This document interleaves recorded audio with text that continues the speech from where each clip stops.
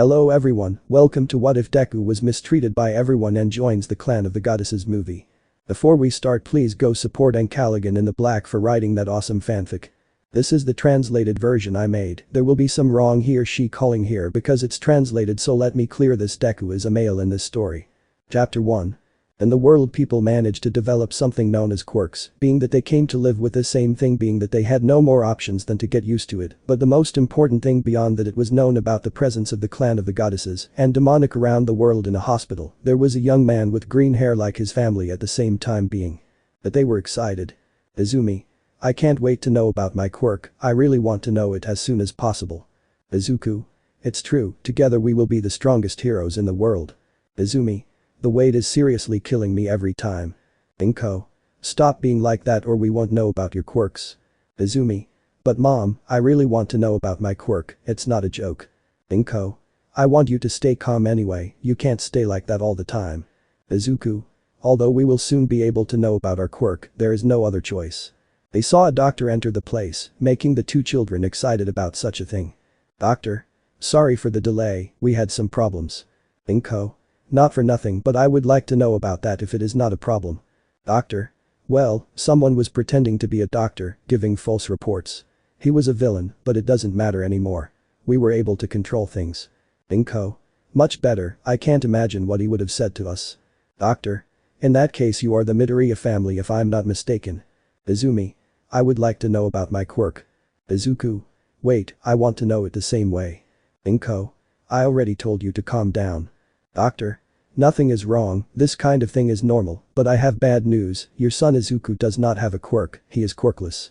But that the young man lowered his head as he watched his dreams begin to fall before such a thing, while his family remained somewhat quiet. Izuku. I don't have a quirk. The young man was feeling bad as the moment began to get awkward, so the man in the room wanted to continue talking. Doctor. If you like to know this, your daughter Izumi got a brute force quirk, so right now she has something good, I suppose. By saying that he didn't know what it caused, since his sister was beginning to celebrate for such a thing, and more than anything because of the relief of thinking that she was quirkless like her brother. Inko. I would like to know if you are sure of the things that happen, I mean you can't be sure if that villain made the reports fail. Doctor.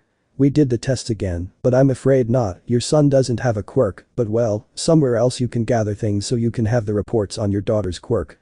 The woman was able to thank him as she walked away from the place, since the young man was just feeling pretty bad inside, knowing that he wasn't going to fulfill his dreams, but the young man wasn't going to stay still, but quite the opposite, and he was thinking of getting stronger no matter what, just so that the days would start to turn into months.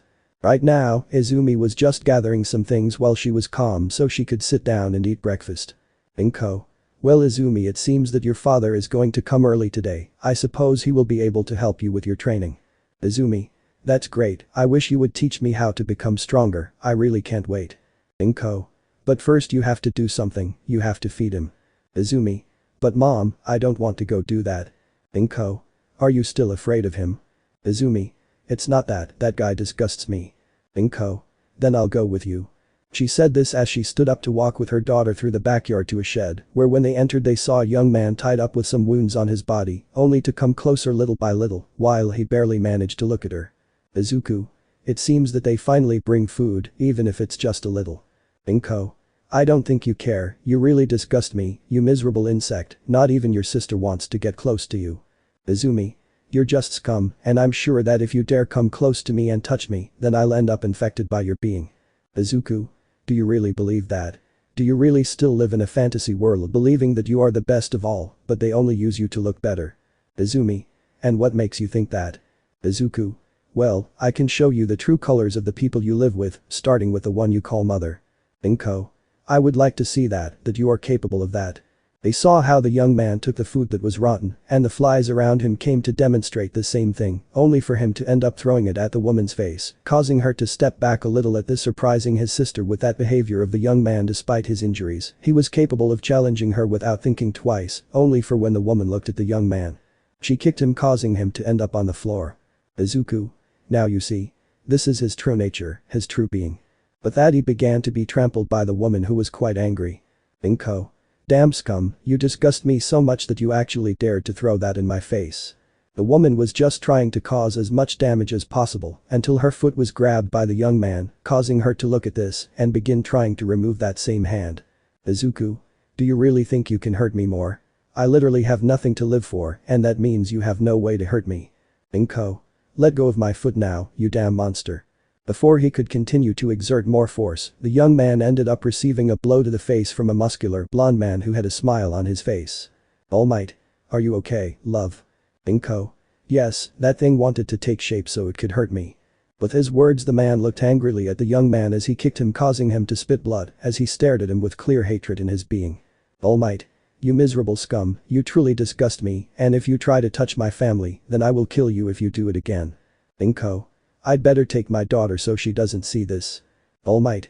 Well, do that, I'm going to try to teach him some manners.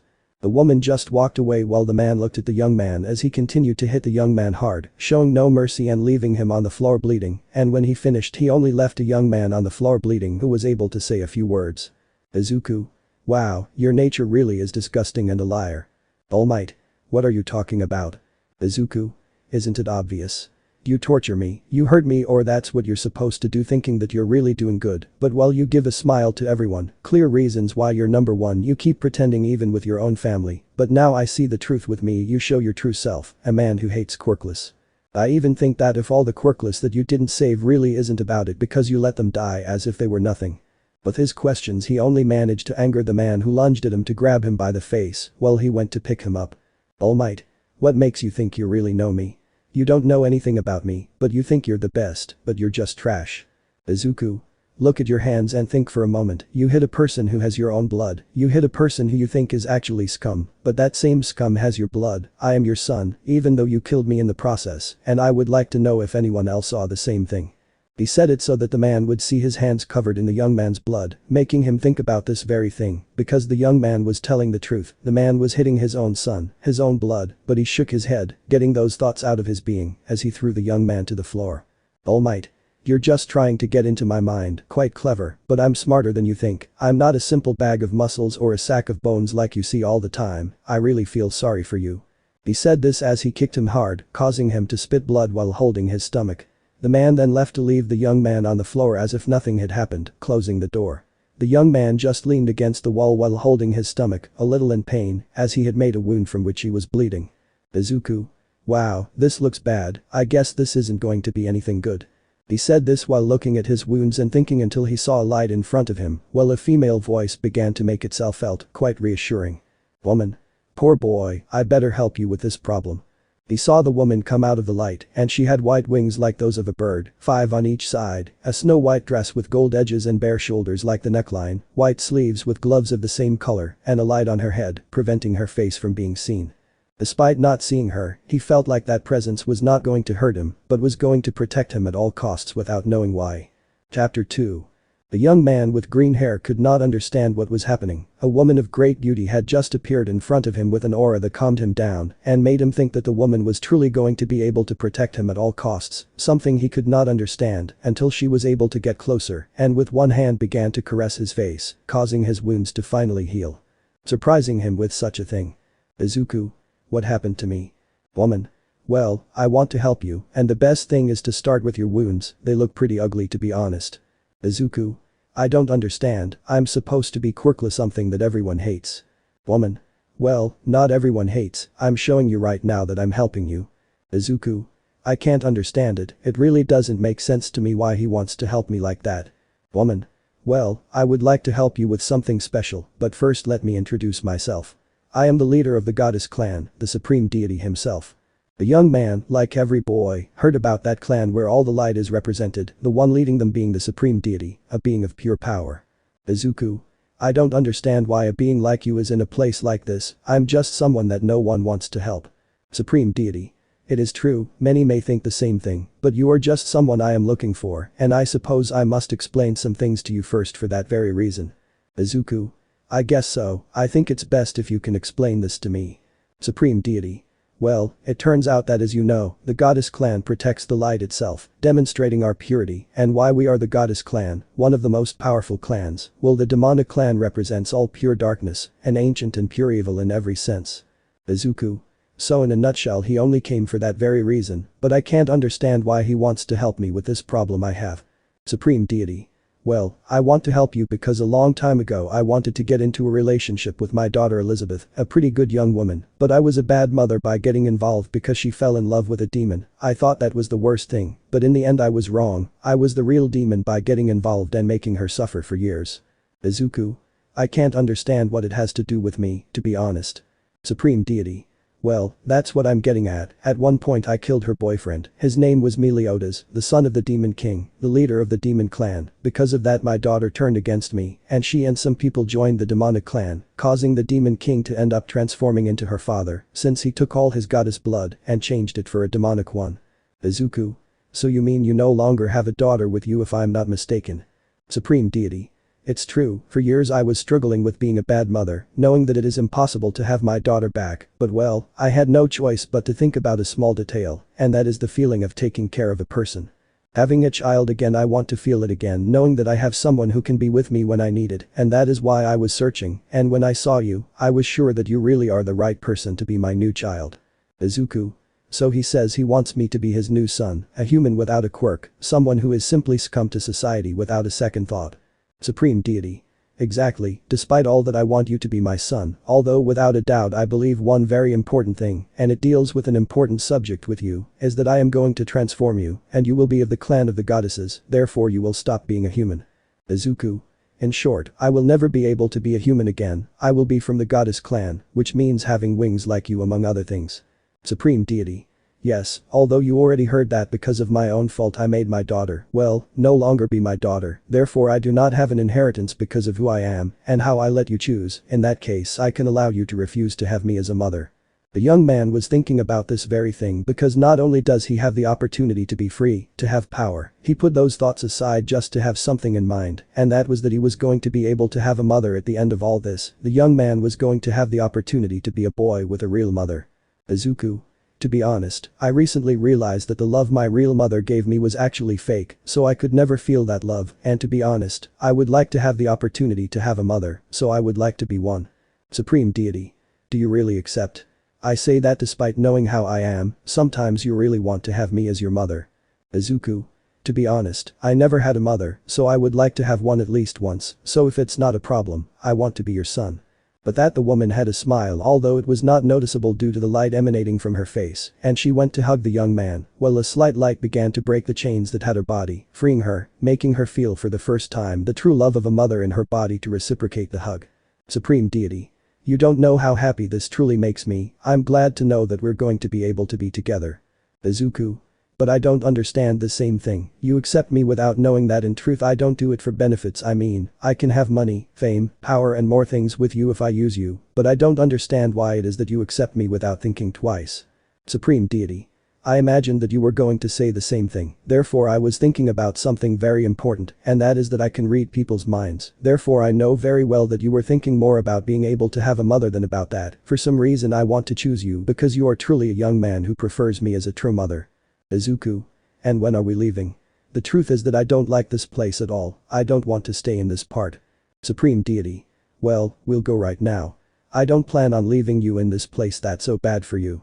He said this as he began to make a light that ended up taking them out of the place, making them appear above a fairly large city, being where the clan of the goddesses was located, since there were people with wings wherever he looked while he was in the arms of his new mother. Izuku. What is this place? Supreme Deity. Well, it's something special because it's where all the goddesses are and we're going to your house right now.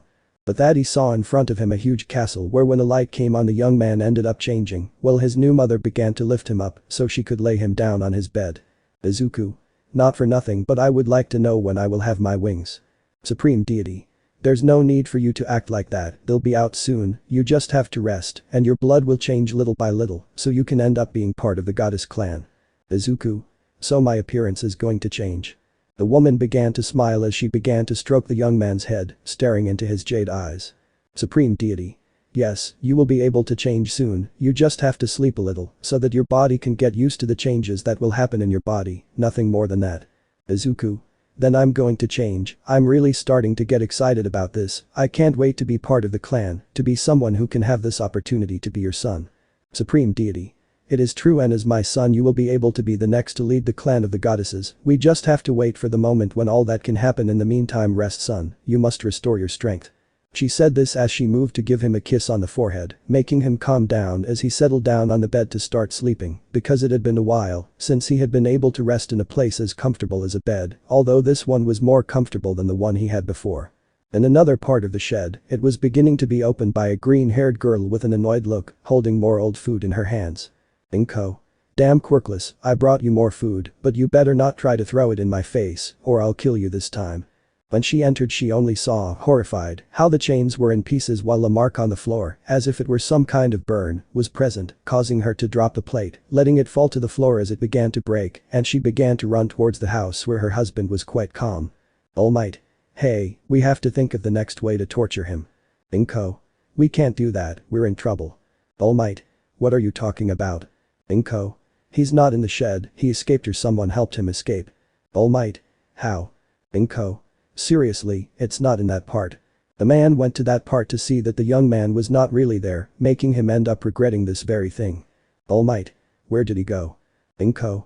I already told you I don't know, he didn't leave any trace other than those broken chains and that burn on the floor." "All Might. I'll try to find him, I'll use a search as soon as possible, while you can stay home with Izumi." He said this as he walked away and the girl began to climb down. "Izumi. What's wrong?" "Inko. It's nothing, just try to go back to bed and rest." He said it while hiding his concern, and somewhere else was that young man with green hair sleeping. Chapter 3. Years passed since Izuku was able to have his new mother next to him, having spent all that time training, being that he was only trying to stay as he could to handle the power, since the supreme deity created new graces which he left in the body of his new son, who only trained, and now the most powerful woman of the goddesses was looking at her three most powerful archangels, who only stood before her with some respect. "Udosiel. Excuse me, my lady, but I don't think this kind of thing is right," said the man with the grace of the Flash, being considered the fastest archangel among all. "Supreme deity. It is true that I cannot consider this because I was not sure, that is why I wanted to talk to you." "Eskener. Well, before I was able to be a human and I understand how bad humans are, but I'm sure the prince will be able to handle this, especially because of his power." These were the words of the proud lion, now bearer of the grace of the sun and the most powerful archangel of all. Shanks. "Well, I'm not really sure, but it's true. The best thing is that he can have the opportunity to be on Earth, apart from the fact that he needs to fix certain things from his past." These were the words of the red-haired man, with a scar on his face by his left eye, a black cloak, a white shirt, a red cloth belt, brown pants with black sandals and a sword beside it. He was the bearer of the tornado's grace. After the death of Tarmiel and Serial at the hands of an out-of-control male, they had no choice but to start looking for new bearers of the graces, especially when male, not feeling worthy, left the grace alone, so that Eskener would end up being a new archangel. "Udosiel. But my lady cannot take this lightly, she is really sending him to a place where there are very weak creatures who cannot do anything about it." Shanks. "If I remember correctly, he said that his dream was to be a hero, so he can be one, and at the same time he can have the opportunity to stay in that world, he can learn too much from humans." "Udosiel. What are you saying? That can't be true. If our lord is a young man who was suffering in that world and humans can't do anything, they shouldn't even be near us." Shanks.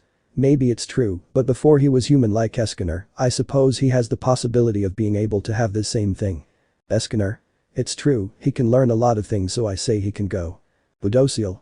"Please my lady, try to understand things, you can't choose this as if nothing is happening, it's very dangerous, if the demon clan finds out about this they will go after him." Supreme deity. "It's true, I know the consequences, but I don't have many options either. He must go fix things, those important matters. Apart from that, he will go with one of my 4 archangels, that way he will be safe." Udosiel. "Something good, and I will gladly be by your side to help you and guide you in whatever you need." At one point I hear laughter as I look up at the proud man. Shanks. "Looks like someone sees something the rest of us don't." Udosiel. "What are you laughing at?" Eskener. "It's nothing, it's just that it's silly that you're the one who accompanies him, it's quite obvious that you're not going to be the one, but neither are we, but that other person." Supreme deity. "That's right, thank you for understanding Eskener, it's about the one who has the grace of the ocean." Udosiel. "But we still don't have someone who carries that grace, I don't understand." Elsewhere there was a young man training who only had black pants on, and at the same time his white wings were all over the place, with his green hair being moved by the wind. Izuku. "Vala does good sometimes to train early, I never thought I would have such good benefits." Girl. Hey, do you think you should slow down your training a little? You know very well that I was recently able to return to this place and they gave me this power. It was a girl with pink hair and white wings, wearing a light blue dress with white edges and having light blue eyes, with Narabasta being the one in the place. Izuku. That's right, I forgot that, sorry. Narabasta. Just keep things in mind the next time something like this happens. Izuku. I guess so, although I guess an apology won't be enough. He said this while looking at the girl. After a while he found himself on a mountain sitting under a tree watching the sunset while Narabasta was just sitting on his legs while the young man's arms were around her waist. Narabasta. Hey, I heard you want to return to the human world so you can fulfill your dreams of being a hero and settle some personal matters. Izuku. Yes, these are some issues that I must solve even if it is a little. Narabasta. So that means you're leaving, I guess I have no choice but to say goodbye to you. The young man noticed how sad the girl was, causing him to rest his head on her shoulder as he began to give her a small kiss on her cheek. Izuku. You can rest assured, I'm seriously planning to come here often, visiting you sometimes will be pretty good. Narabasta. I guess so, but we'll still be far away from each other. Izuku. I think I have an idea of what could make you feel better. Narabasta. And what is it about? Izuku. Well, I had something like this in mind. But that the young man just started giving the girl a few kisses on the face and neck, causing some small laughs. Narabasta. No need to be like that, Izuku, you know very well that I like it and it's my weakness. The young man could only continue while he lay down on the grass and at the same time he made the girl accompany him until they heard a voice. Supreme Deity. Looks like they're having fun as usual. But that the girl went to sit next to the young man with a blush on her face. Narabasta. It's not what it seems, my lady, I can explain it. Supreme Deity. No need, I was thinking about some things about how I could do my things and in the end, Izuku will be able to go to the human world again, that way you will be able to stay calm with all this. Izuku. Well thanks for that mother. Supreme Deity. Although you will be going with a person, that person is the archangel who will carry the grace of the ocean, that way you will be able to be accompanied by someone if the demons appear. Narabasta. It's not for nothing, my lady, but you haven't chosen that person yet, I would like to know who it is, if he is going to accompany Izuku in this. But that they saw how with a flash he made a celestial sphere enter the girl's body, surprising her. Supreme Deity. I guess you're going to be able to feel better with this, now this is going to do you good. Narabasta. Is it really going to be me? Supreme Deity. I was thinking of a person who is capable of accompanying my son, and I wanted it to be someone who knows him as well as I do, therefore I give you this power. Narabasta. Thank you very much, my lady, I promise not to disappoint you. Supreme Deity.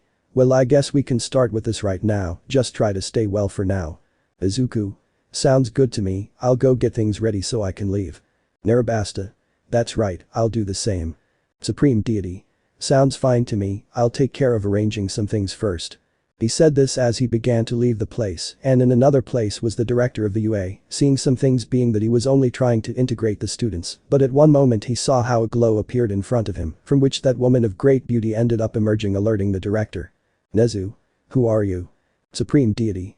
Nice to meet you, I am the Supreme Deity who leads the Goddess Clan, and I imagine you are Director Nezu of the Great UA Academy. The director could recognize that form, signs of the Goddess Clan on her clothes, an enormous glow on her face like white wings, more than any member of the Goddess Clan, made him get out of his desk nervously while showing clear respect with fear to the woman. Nezu. How can I help you? Supreme Deity. Well, I'm looking for one thing in particular, nothing more than that, my son Izuku wants to be a hero, and I was thinking about how he can be one in this world, therefore I want him to enter this academy, the UA, since I've been hearing things that it is the best of all. Nezu. So your son wants to enter the UA Academy to my academy. Supreme Deity. Exactly, and he's going to come with one more person, you're going to have 2 students from the Goddess Clan if it doesn't bother you. Nezu. Not at all, I'll gladly have him in my academy if he's the son of a person as strong as he is good who is in front of me right now. Supreme Deity. Sounds fine to me, just tell me everything I need so I can come in. Nezu. It's not going to be anything, just a few special things. He said this as he began to have some papers in hand for the entry of people, while in another part was Narabasta with a young man, and in front of these Shanks and Eskener, since Ludociel did not agree that a grace like the Prince of the Goddesses were with the humans. Izuku. I guess I'll see you another time, it was good to be trained by you Shank, someone who beat me up quite a bit, and Eskener, you had no mercy when it came to training me, and you still have that pride. Narabasta. I'm still not used to a human taking male's place even though he's no longer one. Eskener. What can I say? I'm the best of all, it was inevitable that I would be put in this position. Shanks. Just try to be able to accomplish your goals, you know pretty well what you have to do in that world, and I hope you don't have any problems doing it, although I'll give you something first. He said this as he passed a bottle of sake to the young man, only for it to be destroyed by the pink-haired girl who looked somewhat annoyed. Narabasta. He shouldn't drink that, but you give it to him anyway. Shanks. It's my nature. At that they saw the supreme deity appear in front of these same people. Supreme deity. It's time for you to leave, I'll send you to a place where you can live so you can be better off. Izuku. Okay, I guess it won't be bad. Narabasta. Even though I have to go to school despite all this. She said this while the woman with a smile began to send them to the place, making a large light appear followed by leaving, and they saw how they ended up in a room of a fairly large house that had at least 2 floors. Izuku. Well, he actually sent us to a house where we could live and I guess he left us everything. He said this while looking at some things on the table. Narabasta. Well, let's just go to sleep for now, I guess we should find our rooms. She said it with a smile just like the young man did as they went to bed. Chapter 4. The days passed in which the green-haired boy and the pink-haired girl could only keep living together because Narabasta tried to avoid bad thoughts because of the times when the boy didn't have a shirt on, something he managed to do before, but so often it was no longer so safe for his mental health. Now they went to a school where they tried to get into the place being the UA Academy where the girls stared at the boy and the boys stared at Narabasta because he didn't like this very much. 11. Narabasta. I don't really like these people staring at me too much. Izuku. Well, there aren't many options, we have to stay this way for now, there are no more options. Narabasta. I really wish I could get rid of their stares. Izuku. It's only the first day, all this will pass soon. The two of them walked to their class where upon arriving, they could only enter their class being one where they saw how some people were talking to each other, but especially because a young man with blue hair was arguing with a young man with ash blonde hair. Narabasta. Even our class is very noisy, I don't think it's a good idea at the end of all this. Izuku. I don't think it's that bad, you know, we just have to keep ourselves well, and in time we'll be able to stay. Narabasta. I'm only doing it for you, not for anyone else. He said this as they walked, and as they did so the young man only heard a voice that sounded familiar to him. Girl. Sorry but you seem familiar to me, I would like to know if we met somewhere else. Hearing that, he looked at a girl with messy green hair, recognizing her immediately without any doubt, while the girl in front of him did the same thing, she was recognizing the young man with green hair. Izuku. I don't think so, I've never seen you before. The boy tried to leave, but the same girl ended up talking. Girl. I'm sure, my name is Izumi, and I'm sure you are Izuku, if I'm not mistaken that's your name. Narabasta. Hey, who is she? Izuku. It's not anyone important, just things from the past. The pink-haired girl managed to understand only to start walking with him, while the green-haired girl stayed completely still knowing that that person was actually her brother from a long time ago, that nothing has been known about, and they were going to continue that way if it weren't for someone. Man.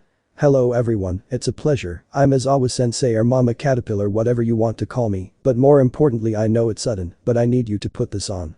He said this as he took out the UA sports uniform, making everyone go change, while when he left Izumi couldn't take her eyes off the young man. Uraraka. Not for nothing but I guess we should go to the opening ceremony. Izawa. We don't need that kind of stuff, we're going to be heroes, not a normal school like the rest, but now let's get to the important thing, Bakugo you were first in the entrance exam therefore I want you to throw this bowl using your quirk. The young man obeyed and ended up with a great score, surprising everyone for that very reason. Izawa. You must understand something right now, from now on the following tests will make you have to use your quirks at all costs, in order to do well. Hiroshima. Then we're going to use our quirks it's going to be great. Mina. Not only that, we're going to have a lot of fun. Izawa. So cool and fun, interesting words but more interesting if I put this, whoever is left last is going to be expelled from the UA. But that everyone was scared except for some, starting with the tests being that the young green-haired boy managed to get through all of them, while he was only surpassed by Uraraka in the ball throw, although Izawa only stayed looking at the things of everyone's quirks being. Izuku is the son of the supreme deity, has the ability to grace like others. Narabasta can generate water in his body in order to fight. Melissa has enormous brute strength although she cannot fully control it. Momo can create anything as long as she knows what material it is made of. Bakugo creates explosions based on his sweat without problems. Shoto can half create ice with the right side of his body and the other fire. Tsuyu has the abilities of a frog that allows her to be able to fight hand to hand having an advantage. Uraraka can remove gravity by touching things. Izumi can have enormous brute strength in her body, being able to break many things. Though Koyami has an entity inside him called Dark Shadow. Shoji can create parts of his body such as arms, mouths and other things. Mina can throw amounts of acid without problems in order to fight. Giru has hacks in his ears which allows him to generate damage and hear things around him. Haminari generates electricity from his body in large quantities. Aoyama shoots a laser from his navel without problems, although he can't use it much. Sato has great brute strength that can be increased with sugar. Toru's quirk allows him to be invisible so he can fight. Lita has motors in her legs which allows her to have greater speed. Kirishima can harden his body without problems, having great resistance. Hoda communicates with animals through his voice. Zero can shoot tape from his elbows to be able to move. Mineta has sticky spheres on his head that allows him to throw them. When they finished, many were tired except for the young man with green hair who was calm despite everything. Kirishima. Hey Izu bro, you look pretty good despite everything. Izuku. Well, it's because I've been training since I was little, it's normal that I have these results. Jiru. There's no doubt that you didn't finish last. Izawa. That's right, that was a little joke so they could use all their power, although I see that some of them realized this trap. Momo. It was pretty obvious, he just wanted us to be able to try harder. Melissa. Even though some of us might get hurt. He said this while looking at his injured finger, but it was healed by the green-haired youth, causing some to look at this act. Izawa. Well, I guess there aren't many things, you can just leave now, since there are no more things to talk about. Lita. But professor, we have some doubts. Izawa.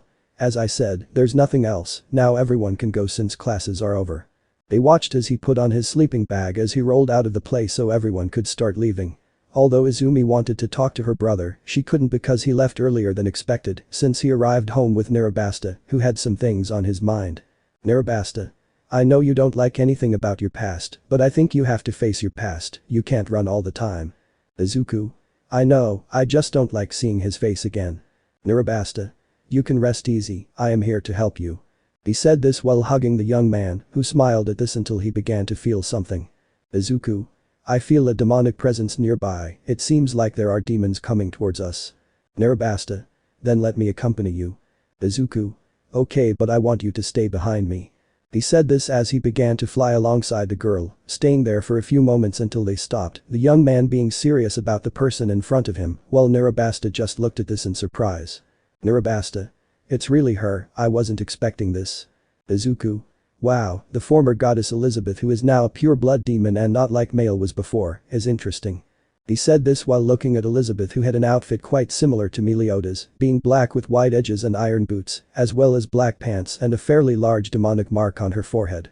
Elizabeth. So it was true, the supreme deity had a new son who was once human, it makes it more interesting, although I didn't expect to see Narabasta being honest either. Izuku. Yes, it is true, but before you want to fight, I have a question. Elizabeth. I'm listening, although to be honest I didn't come to fight, I was just interested in getting to know you. Izuku. There's something I don't understand, Male wasn't even able to be a pure demon with 4 commandments, but in exchange you were able to transform not only into a pure demon, but also into the daughter of the demon king himself, I don't understand it, although you know what my question is about. Elizabeth. It's true, I know, I'm afraid that as you know my beloved Meliodas was killed forever, therefore I wanted to join the demon clan like other deadly sins, therefore we used a body of my beloved as his demonic blood to be able to be a pure-blooded demon and daughter of the demon king. Izuku. Then you used something I never thought you would use, you really surprise me, that means it's impossible for you to be some kind of sister. Elizabeth. It's true, our demon and goddess powers are different, that's why we had to use Meliodas' body for this, unlike humans who can be pure-blooded without the need for a body, Escanor is another example. Narabasta. So if you came to meet us you can leave right now, no matter what you do now. Elizabeth. For a moment I forgot about you Narabasta, sometimes I wonder how to humiliate you, proud Narabasta, and I really would like to do it, but I guess you didn't expect this. At one point a mass of darkness ended up taking over the girl's entire body, surprising the young man who saw this. Izuku. There isn't just one. Girl 1. No, you really thought it was going to be like this one-on-one. Girl 2. Although I have to admit it, I can see from a distance that you are strong. The young man just looked at those present, being the first Melascula of the faith. And the second was Diane, the former capital sin, who had a mark of the demonic clan on her forehead on the right side, while she covered her face a little using her hair. Izuku. I had to figure you were gonna bring some demons with you, Ark. But that last word, a rather large light pulled Nirabasta out of the darkness as she was about to fall, but the young man managed to catch her in time to hold her in his arms. Elizabeth.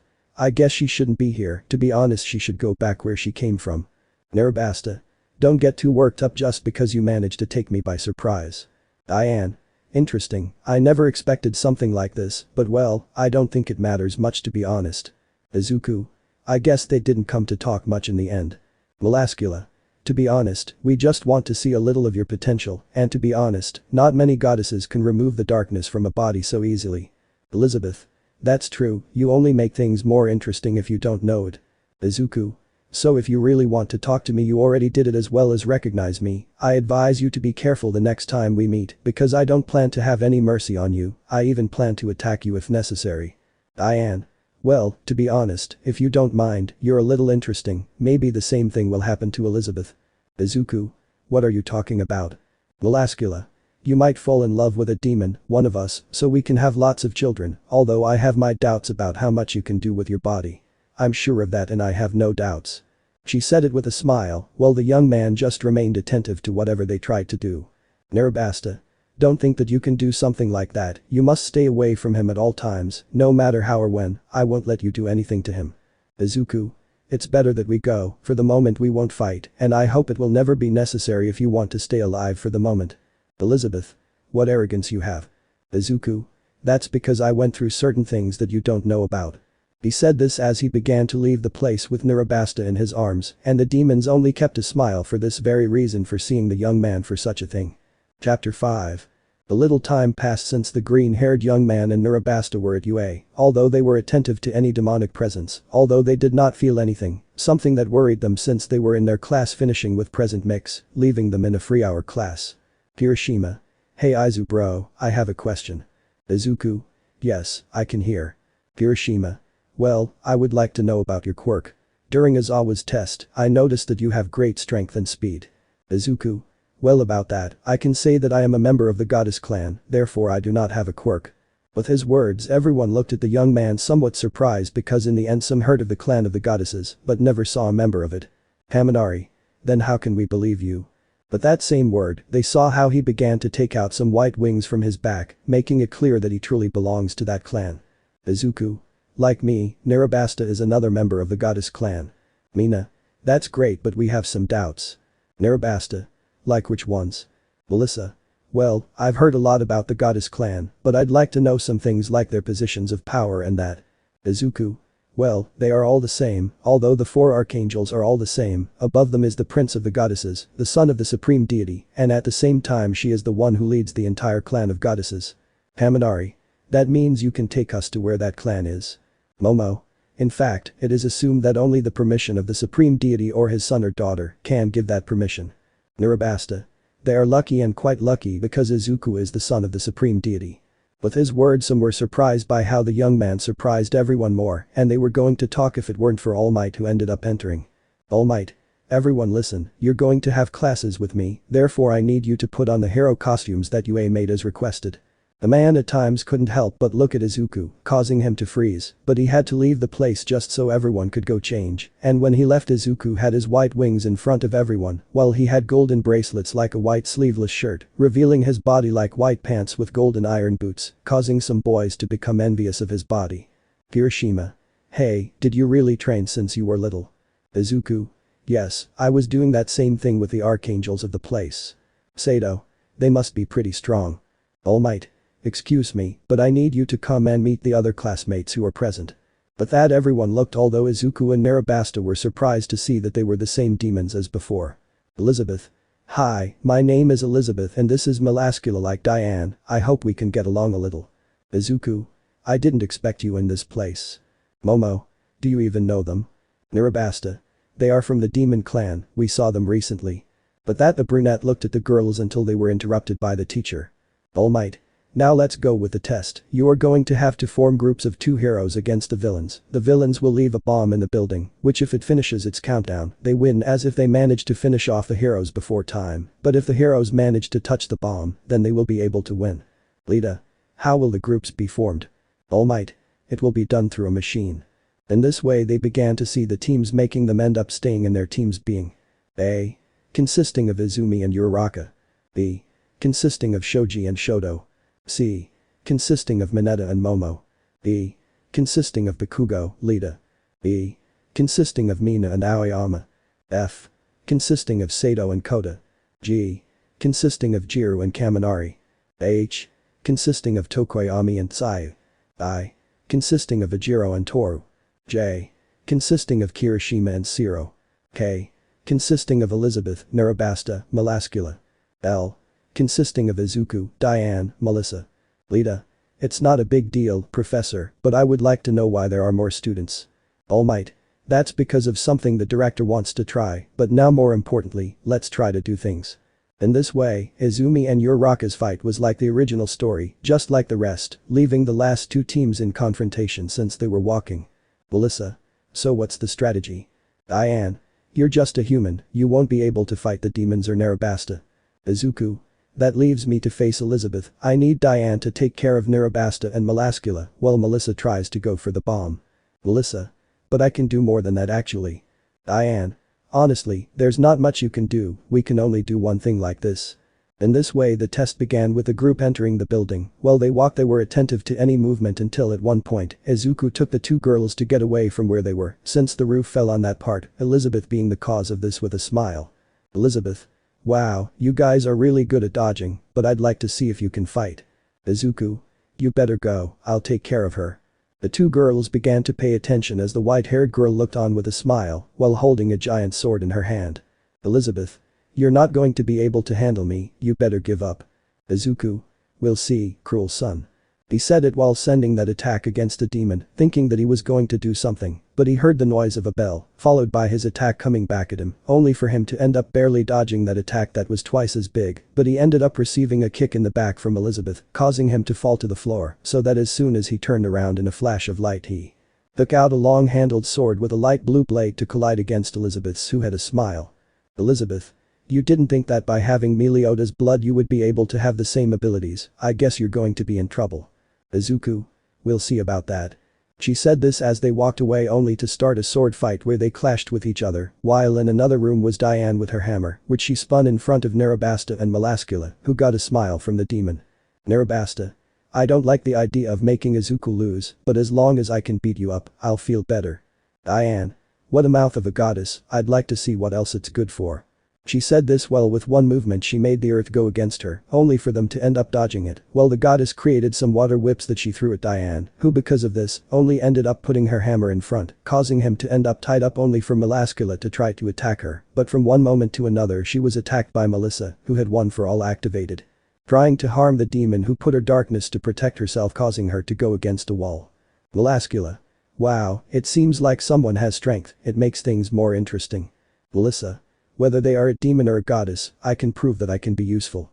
Diane just watched this while below there was a fight between Izuku and Elizabeth, who at one point came out using their wings, otherwise the building would fall, due to the clashes of their swords, having darkness on one side and light on the other. Elizabeth. I have to say, you're not doing too badly even though you're in that clan, and I know its power. Izuku. Yes, but you never used it like you should have. Elizabeth. So you know how to use it? I want you to show me. The two continued with their sword clashes at a certain speed, causing some to see through the window the fight as the demon and the goddess's member tried to win. Kirishima. This is impressive, no one tries to back down. Momo. I guess it was to be expected, although if I'm not mistaken they see a great rivalry, that means that if Izuku is the prince of the goddesses, then Elizabeth can be the princess of the demons. Some people began to have doubts about those words since they were partly right, while All Might thought that he really lost his son, while in another battle, there was a Narabasta keeping Diane at bay, while Melascula came to protect both her and the bomb from a Melissa, who had some parts wrong because of her quirk, although the pink-haired girl managed to notice something. Narabasta. Wow, this is bad, even though for me it is partly good. Melascula. What are you talking about now? I don't like those words. Narabasta. It seems your princess is really having a hard time. But that they saw how Elizabeth was trying to maintain the cuts, but little by little she began to back away, especially because the young man used the grace of the flash. Melissa. If her friend loses then Izuku will be able to come and help us. Diane. Sounds good, we just need to keep fighting longer. Melascula. Hey goddess, try to go, I'll take care of the bomb. Narabasta. Are you sure? Melascula. Of course. In this way he launched himself into combat while Diane just looked at Melascula ready for combat. On the other side the young man tried to maintain the cuts until he was taken from the body by some water, only to receive a kick from Elizabeth, causing him to fall to the ground until he saw Narabasta in combat. Narabasta. Don't take it as an act of treason, it's only because I have no choice but to win this test. Izuku. Sounds pretty good, it actually makes things more interesting now. Elizabeth. Then let's see if you can actually keep up against both at the same time, although I highly doubt you'll be able to hold out a little longer.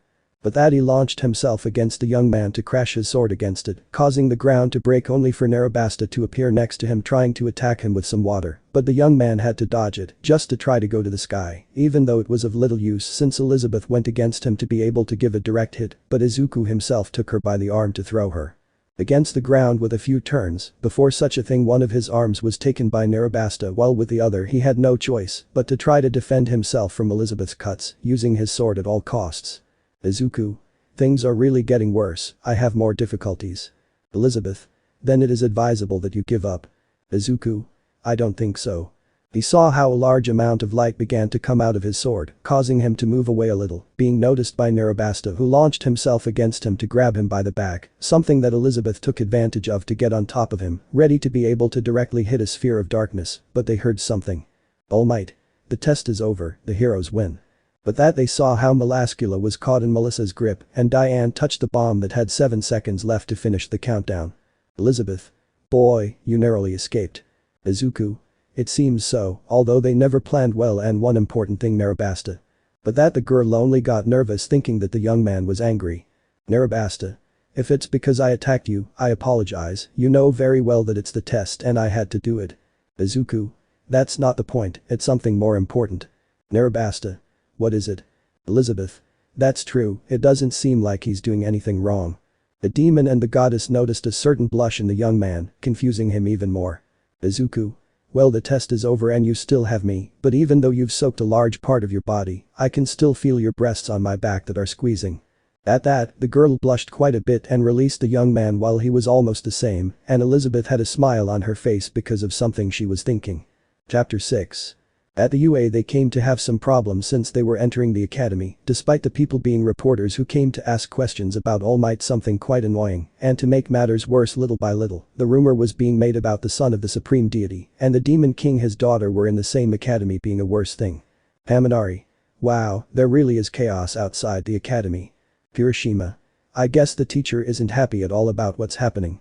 He said this while looking at his teacher who was quite annoyed at how he had to contain the reporters. Izuku. I guess there's no choice but to accept things as they are right now. Narabasta. Although we're going to have to worry about the two of us when the rumors about you being in the academy are true. Elizabeth. Yes, although I can help you with that if you want. She said this while giving the young man a small hug while only trying to press her breasts against him, who blushed a little, but Narabasta ended up getting him off of her. Narabasta. What do you think you're doing?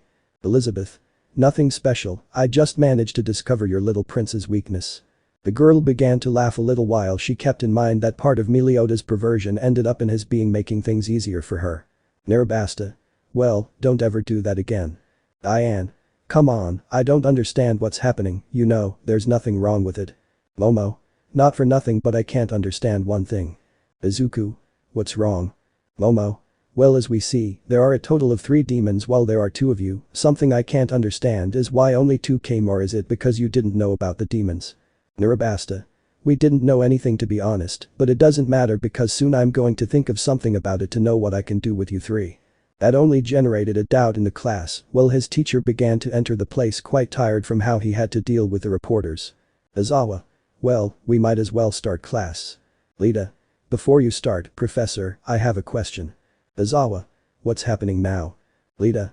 Well, we understand that Izuku entered as another student, but I don't understand why the rest like the demons and Narabasta entered. Izawa. So that was it. Well, I can easily say that it turns out to be a fairly simple matter because the director was searching and was able to find in the school regulations that those who come from the demon clan or the goddesses can enter until they form the same number as the class. Mina. What does that mean? Izuku. In short, you are a total of 21 students, but on our side we are only 5 students, almost as if we were a number separate from yours. Izawa. Well, the important thing now, they have to choose a president as a vice president for the class, although one thing is important, Izuku, Narabasta, Elizabeth, Diane and Melascula are not included in this. Izuku. Sounds fair enough to me. Diane. Even if it leaves us some time for ourselves. Narabasta. They stay away from him. She said this as she began to get quite protective, which ended in a disaster where Momo ended up being the president, while Melissa saw her as president, just so they would stay that way until they went to the dining room where Narabasta only informed the young man with green hair about things while they sat down. Kirishima. Hey, it's not for nothing, but I would like to know about the goddesses and why they should come. Narabasta. You are not going to enter this academy, we are only going to keep Izuku safe, it is not good that he ends up being someone with so much danger in all of this. Momo. In short, they just want to keep their prince safe without thinking about it too much. Narabasta. Exactly, that's what happens when you're being honest. Izuku. Although I don't think it's that bad, I mean there's nothing we should worry about. Narabasta. But it's about the daughter of the demon king with her two personal demons, that's a huge problem. Izuku. There must be something good at the end of all this, I'm sure, apart from that I don't know if you really went too far with the subject. Narabasta. Well, I call on potential future participants to be grateful. Kirishima. So you have participants. Narabasta. Yes, I am a great candidate for the grace of the ocean, I will even have it, while those who come are participants in the graces of the tornado and flash. He said it while having a smile for that very reason until they began to hear an alarm that people entered the academy causing chaos, although like the original story they discovered the cause of everything being the reporters who managed to enter the place destroying the doors. Melissa. This is bad, we need to warn everyone so they can calm down. Kirishima. But that's impossible, I even ended up losing Kaminari along the way. He said this as he watched a young blonde boy slowly disappear among the crowd. Izuku. Then we better try to do something about it. They watched as he began to fly as he began to emit a large amount of light, causing everyone to stop as they watched the same thing as the young man trying to keep the peace. Melissa. What are you doing? Narabasta. He just calms people down with his light, it's something he's been able to do for a long time. Izuku. If you let me speak, I would like to make it clear that there are reporters at the entrance, that's all that happens. Little by little the people began to calm down as they looked out the window only for them to leave, while the young man remained calm, beginning to lower everything seen by a brunette who only had a few things on her mind until she was interrupted by someone. Elizabeth. So I see you're interested in that young man. Momo. What? It's nothing like that. Diane. There's nothing wrong with accepting things, it's normal to like them. Momo. Well, I accept that I like it a little. Diane. We can help you because we know that you don't feel completely secure with your power. Elizabeth. We just need to talk a little. He said it while having a smile while in class only the announcement was given that they were going to the USJ, so that at the end of everything they could go home, while in one part Izuku was looking at the sky maintaining calm, while a certain pink-haired girl just walked towards the young man to be able to hug him from behind. Narabasta. I guess you're a bit pensive about some things, I'd like to know what's going on. Izuku. It's about the demons because I have doubts if it is the right thing to do, the last time the goddesses and demons were in this world, even if it was one of the two commands, it ended with many people dead, that means that they may be in the same danger right now, which makes my stay in this place very dangerous. Narabasta. Maybe it's true but the other time we had a war between the goddesses and the demons, and at that time it was all chaos, so you can't always know if it was the right thing to do, but now we can think about things later, if we are doing the right thing, because you only want to do good and not evil in this place. Izuku. I guess it's true, I'd better stay, maybe at the end of all this it will be good, we don't know anyway what can happen. Narabasta. Okay, I'm going to go take a bath. I'll be back soon. She said it to leave, while the boy could only give her a kiss before she left alone to stay looking at the sky until he heard how that girl closed the bathroom door, followed by the sound of the shower alone he stayed totally wanting until he began to hear how little by little a breeze began to pass through his face, followed by feeling something else. Izuku. How strange it seems that something is approaching directly towards me. The young man remained thinking until he began to feel some touches making him have no choice but to free himself immediately, but when he saw better it was Diane and Melascula who were the cause of this. Diane. Looks like we just missed out. Melascula. Well I guess we just have no choice but to learn a little more from Elizabeth, she knows how to do it. Izuku. What are you talking about? This doesn't make sense.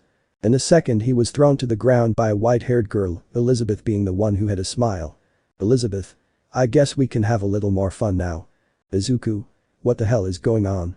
Elizabeth. It's simple, we don't have a permanent place to live since we came without many things, but when we saw you we thought why ask you for a little help. Izuku. How does it help? Elizabeth. I'm talking about how I now wish I could live in your house, even if it's for a longer time than the other places where they wanted to throw us away, we can help you feel certain things. He said this as the other two demons approached to touch him with a smile, while Izuku only blushed without being able to do anything about it until at one moment a large amount of water took the three demons to lift them in the air, leaving the boy free. Narabasta. What do you think the three of them do?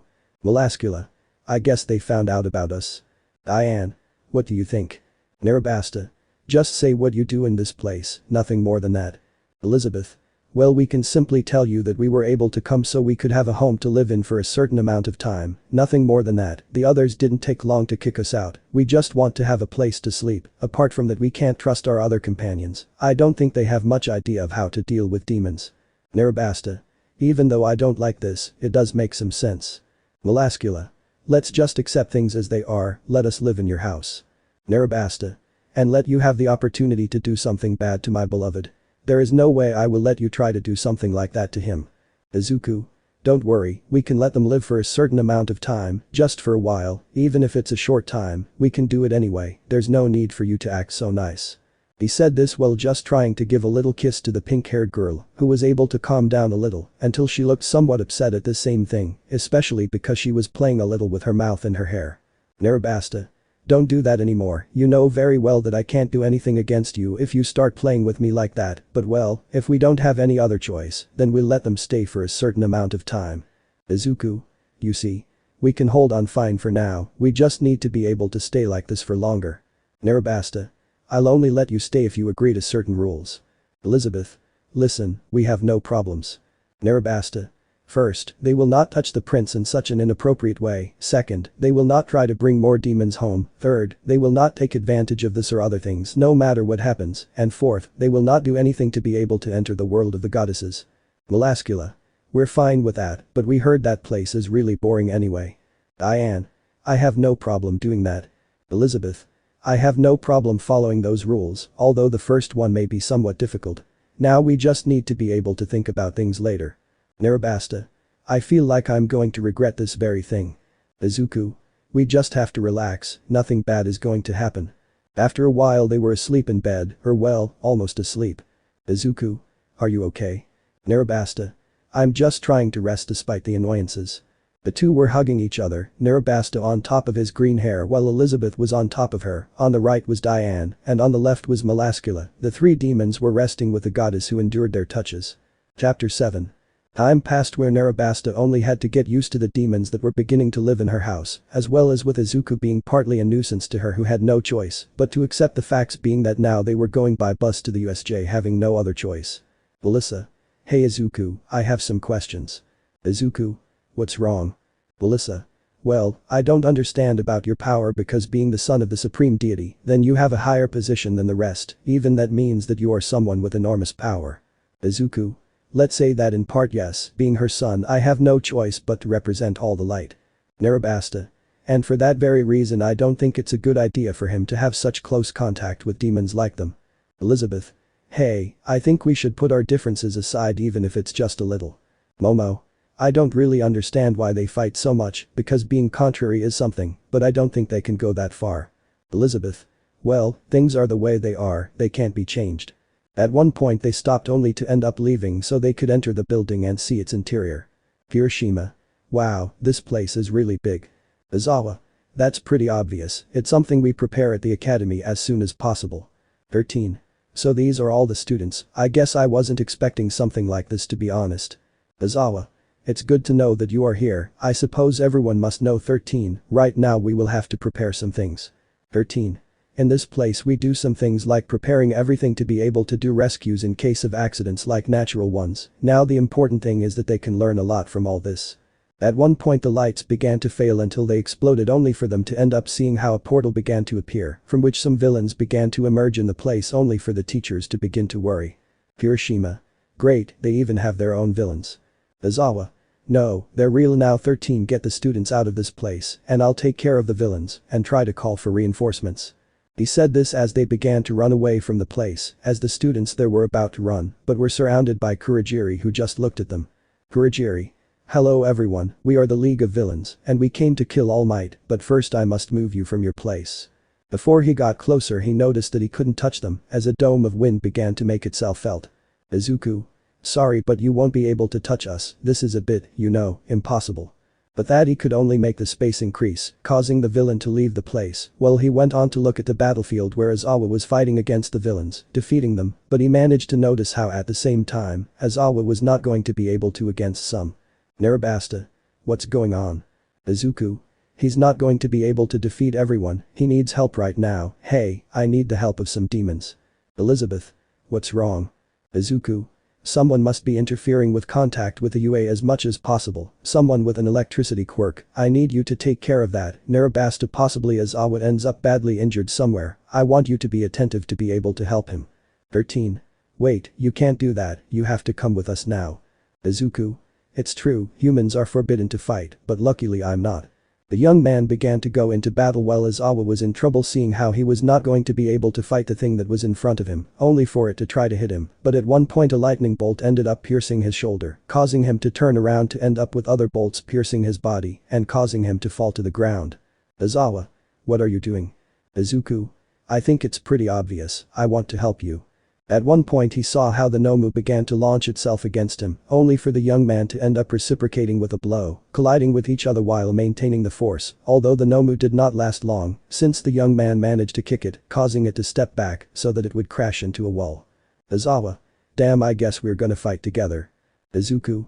In fact, I need you to go take care of the other villains, this one seems too strong, and I know how to deal with this kind of thing.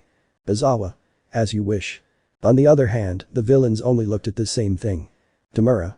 If someone wants to challenge my Nomu, that sounds fine to me. We just have to finish him off. Kurogiri. Don't you think it's very dangerous? Tamura. Not at all, Nomu kills that young man. The creature that healed his wounds launched itself against Izuku, who was able to reciprocate in the same way by colliding with the Nomu in a fight of brute force, where he tried to maintain as much as possible to be able to defeat the Nomu, but it did not seem to be one of those that retreat in any way, but on the contrary, it even seemed that it was getting stronger and stronger until it hit the young man, causing him to end up crashing into a wall. Izuku. Damn it, I have no choice but to use my true power. The boy began to let go of a bright aura in his body, being the sunshine, with which he launched himself into battle to be able to hit the Nomu, causing him to retreat, but this did not do much attention, since he ended up reciprocating in the same way, hitting the young man in the face, but Izuku himself did not want to do the same of staying taking out his ground, so a battle of blows could begin. Where the two increased the power of their fists without having any mercy on each other, until at one point the Nomu managed to advance, taking the young man's head to slam him against the floor, followed by throwing him away so that he would crash into a wall. Something that he took advantage of to launch himself again and start hitting him repeatedly without any mercy, causing the boy to end up against the floor, something that the Nomu took advantage of to start stepping on him repeatedly until at one point just raising his hands, putting his claws and preparing a direct attack to the head. Tamura.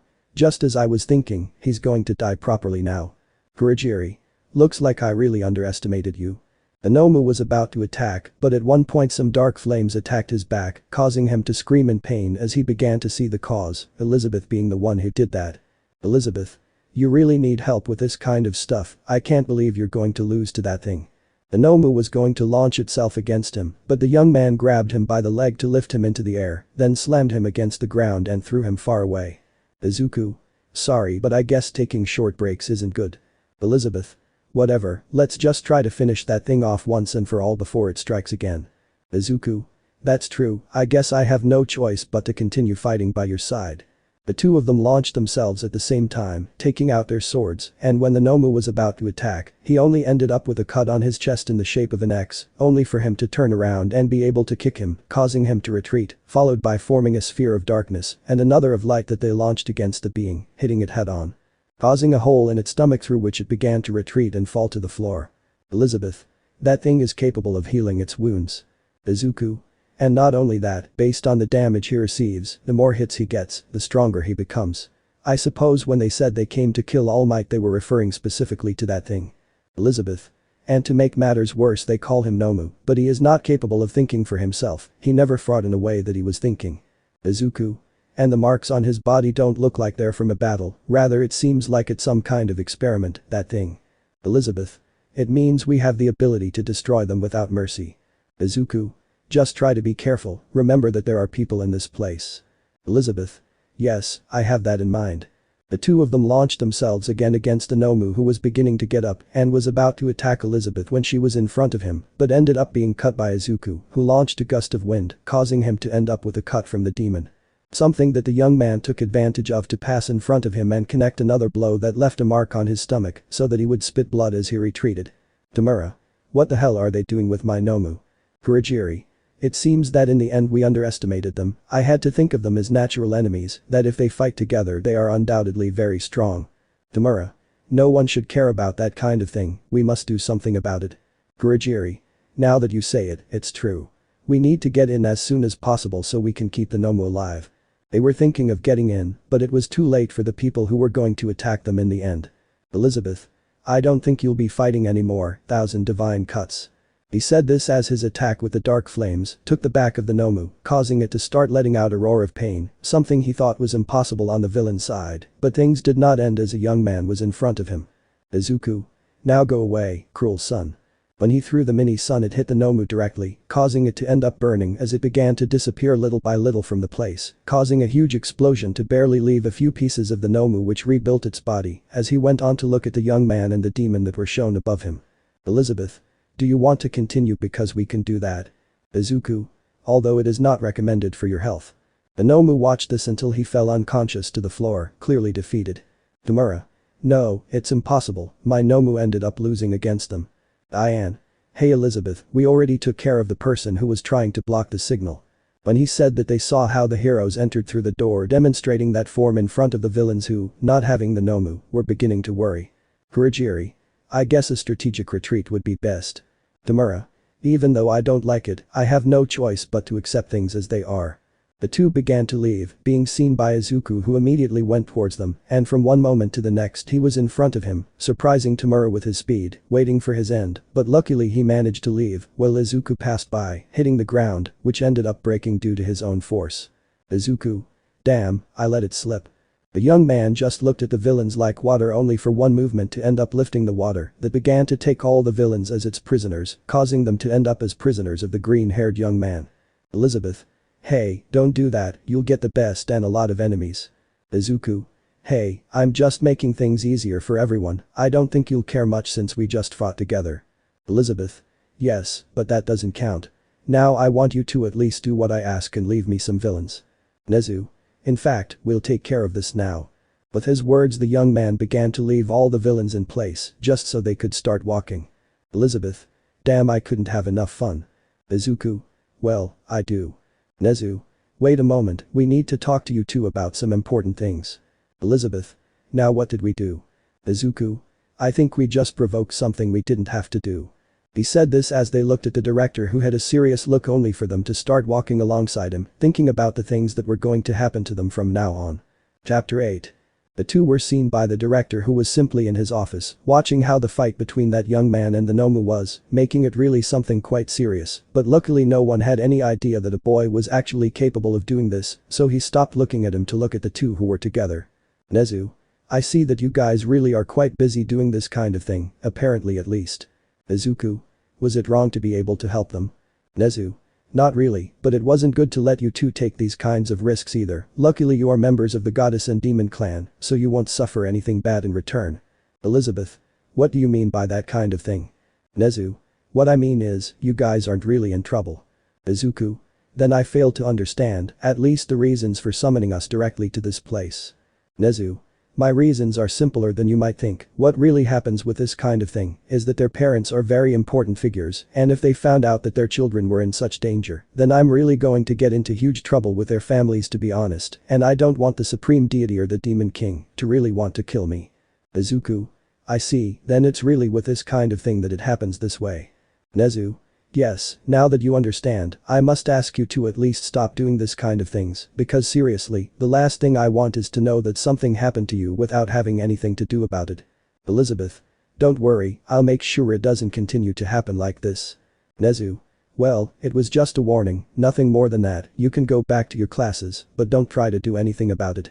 Saying that, they began to leave little by little, so they could breathe a sigh of relief at being able to save themselves from such a thing from the same director, because in truth it was a bigger problem than they thought. Elizabeth. We were barely saved. Izuku. Don't even mention it, we had to fight the other villains and wait for reinforcements. Elizabeth. Although thanks to that we were able to save that mother caterpillar's ass at least. Izuku. That's true, I think it's a small victory at least that we have. Elizabeth. By the way, I almost forgot to give you an award for taking so many risks. Izuku. What do you mean, a prize? At that point the girl ended up getting on top of him while she began to touch parts of his body, making him blush at such a thing. Elizabeth. I really understand now why Meliodas like to do this kind of things, it really feels good to be able to do it. Izuku. Please don't continue any further, that's enough. Elizabeth.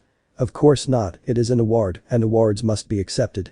The young man tried to leave as best he could, but he really had problems with this kind of thing, and that's how he spent the rest of the day with Elizabeth playing most of the time, although Narabasta had to try to separate them. When they went to class they could only stay in their part where they did nothing about it but stay seated. Kirishima. Hey Izuku bro, how do you have so much power? Izuku. I don't understand. Kirishima. Well, you proved to be quite strong during your battle against that thing called Nomu without thinking about it much just like her. Izuku. Well, I guess being the children of the strongest beings in this world, or rather, their worlds, gives us a certain advantage at least as long as we can be above everyone else at least. Kirishima. So that's what happens for them to be so strong, they really surprised us all by seeing how strong they really were, it was impressive to be honest. Izuku. Yeah, whatever, I don't think it was all that impressive because this kind of thing really isn't all that surprising. Kirishima. Are you kidding?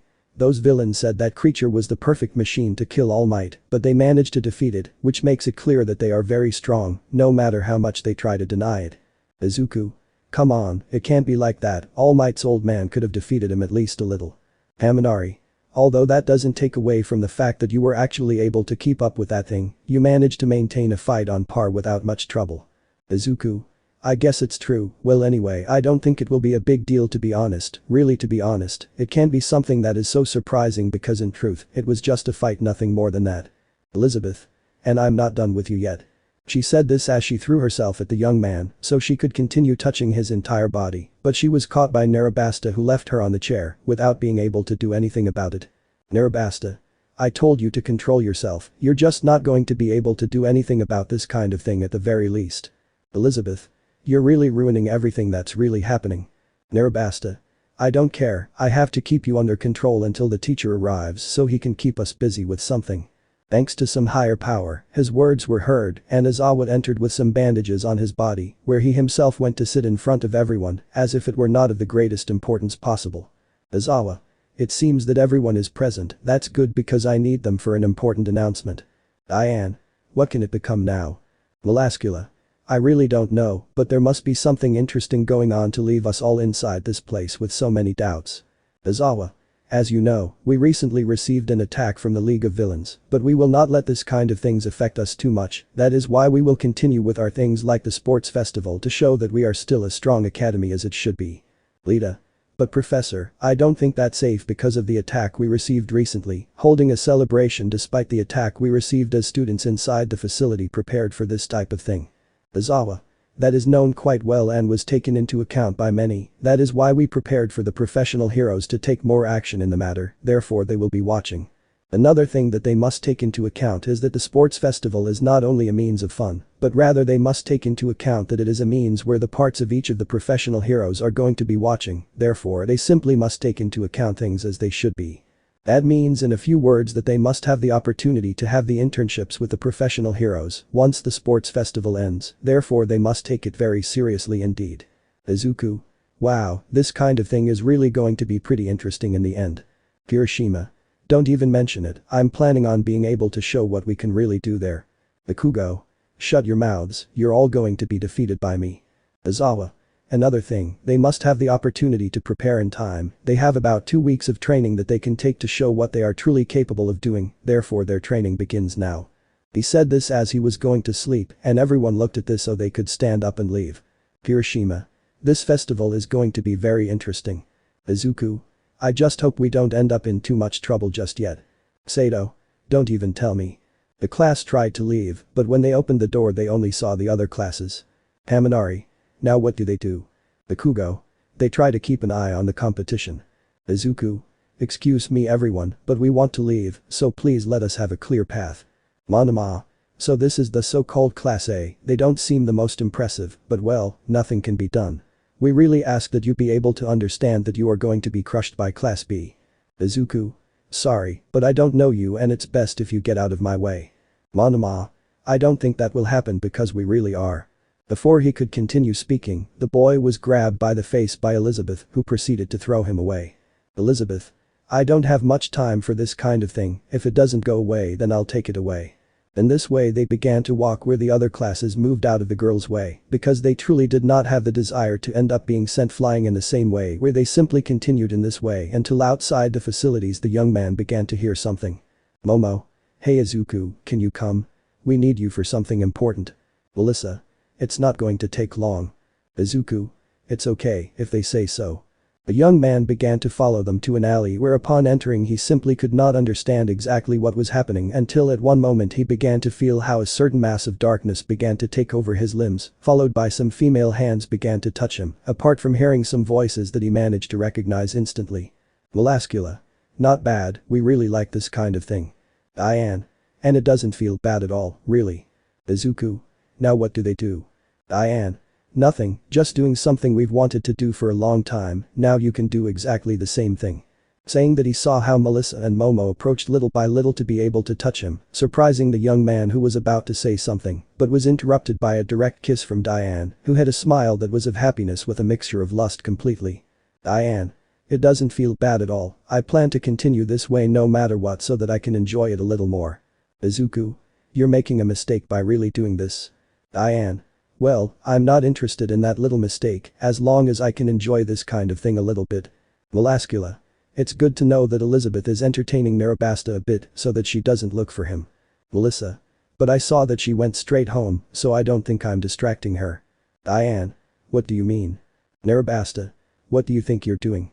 Hearing that, they looked to the side where the pink-haired girl was with a serious, angry look towards the girls who were thinking whether to continue or not, but they were interrupted when they saw a huge amount of water going against them. Chapter 9. School time passed where they could only have one training with which they could be stronger, regardless of the things that were around them, making them have no choice but to prepare for the sports festival. Currently they were all prepared to start little by little since they were in the waiting room. Hiroshima. I'm really excited, I can't believe we'll have this opportunity soon. Haminari. That's true, though we don't know what they might throw at us right now. Izuku. I hope you all come together to give your best, because this kind of thing isn't going to be easy at all. Sato. Don't you think it's a little unfair that we get to compete with you though? I mean, you're on a totally different level than us. Izuku. I'm afraid that's what the director told us, that after the USJ accident we must stay on the sidelines. In other words, there will be 3 parts of the sports festival, of which the first 2 we will have to contain ourselves quite a bit, in the third we will have the opportunity to be able to exploit part of our power. The class was already safer knowing that they were specifically given the order to contain their powers without being able to do anything about it since they only prepared for such a thing until Izuku managed to hear something. Haminari. So you have a plan. Mineta. Yes, I'm going to take advantage of this opportunity to jump on Momo's back so I can take advantage of this race and at the same time we'll be able to touch her. Haminari. It's a good plan, but I think some people will get angry at you for it. Mineta. So what? I can still jump on the backs of the other girls in class. At one point they began to hear some bones begin to creak little by little and they saw an Izuku with a smile behind his back, having some annoyance inside it. Izuku. I'm sorry, but I didn't manage to stop to listen to your conversation, and I would like to listen to your plan again, as an important part of my clan that represents the good of things. I can't let them try to make certain things seem perverted. But that they were only afraid of the young man who was smiling as if it were nothing to him. Mineta. My plan is to be able to climb on Lita's back so I can win if it's a race. Izuku. That sounds a lot better, because if you try something else with the girls I think I can still cast a cruel sun. Narabasta. I don't know if that can be allowed. Izuku. That reminds me of something. He watched as he disappeared and began touching different parts of Narabasta's body, almost as if he were the ancient Meliodas in front of the class. Narabasta. What do you think you're doing? Izuku. I'm just checking to make sure you're okay, nothing more than that. Narabasta. You better stop. Elizabeth. This brings back a lot of memories. Narabasta. You two shut your mouths, you're probably the ones who brought out that daring side of his. She said this while blushing deeply until Izuku managed to hear something so he could leave her. Izuku. Okay class, we will have the time and opportunity to give our best, therefore I want you to do your best, because when we get to the third round of the festival is when the real challenge will begin. He said this while giving a smile that scared part of the class that was looking at him. Todoroki.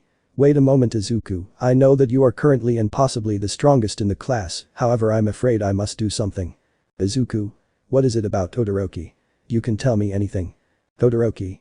Well, I will defeat you, no matter if it is the first, second or even the third round of this festival, I plan to defeat you, in other words I declare war on you. Izuku. Not bad to start with, that's why I accept your challenge. The class was surprised by such words, since they just passed by so they could start walking towards the exit of the place where they were to see all the people who came to see them. Present Mick. How exciting, the sports festival begins little by little, and right now we can see Class 1A, those who survived the attack of the League of Villains and more things. Aizawa. Exactly, they are doing pretty well at the moment from what we've seen. Present Mick.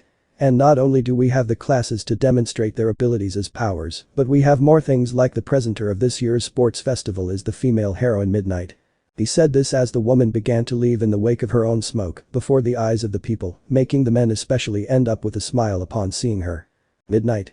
Let's start with the sports festival. We will have 3 rounds during this festival for the students. The first is a race where it will be an obstacle course, a total of 3 parts within the race that the students must be able to pass without problems. But before starting, we can welcome the words of the student Katsuki Bakugo towards the tournament.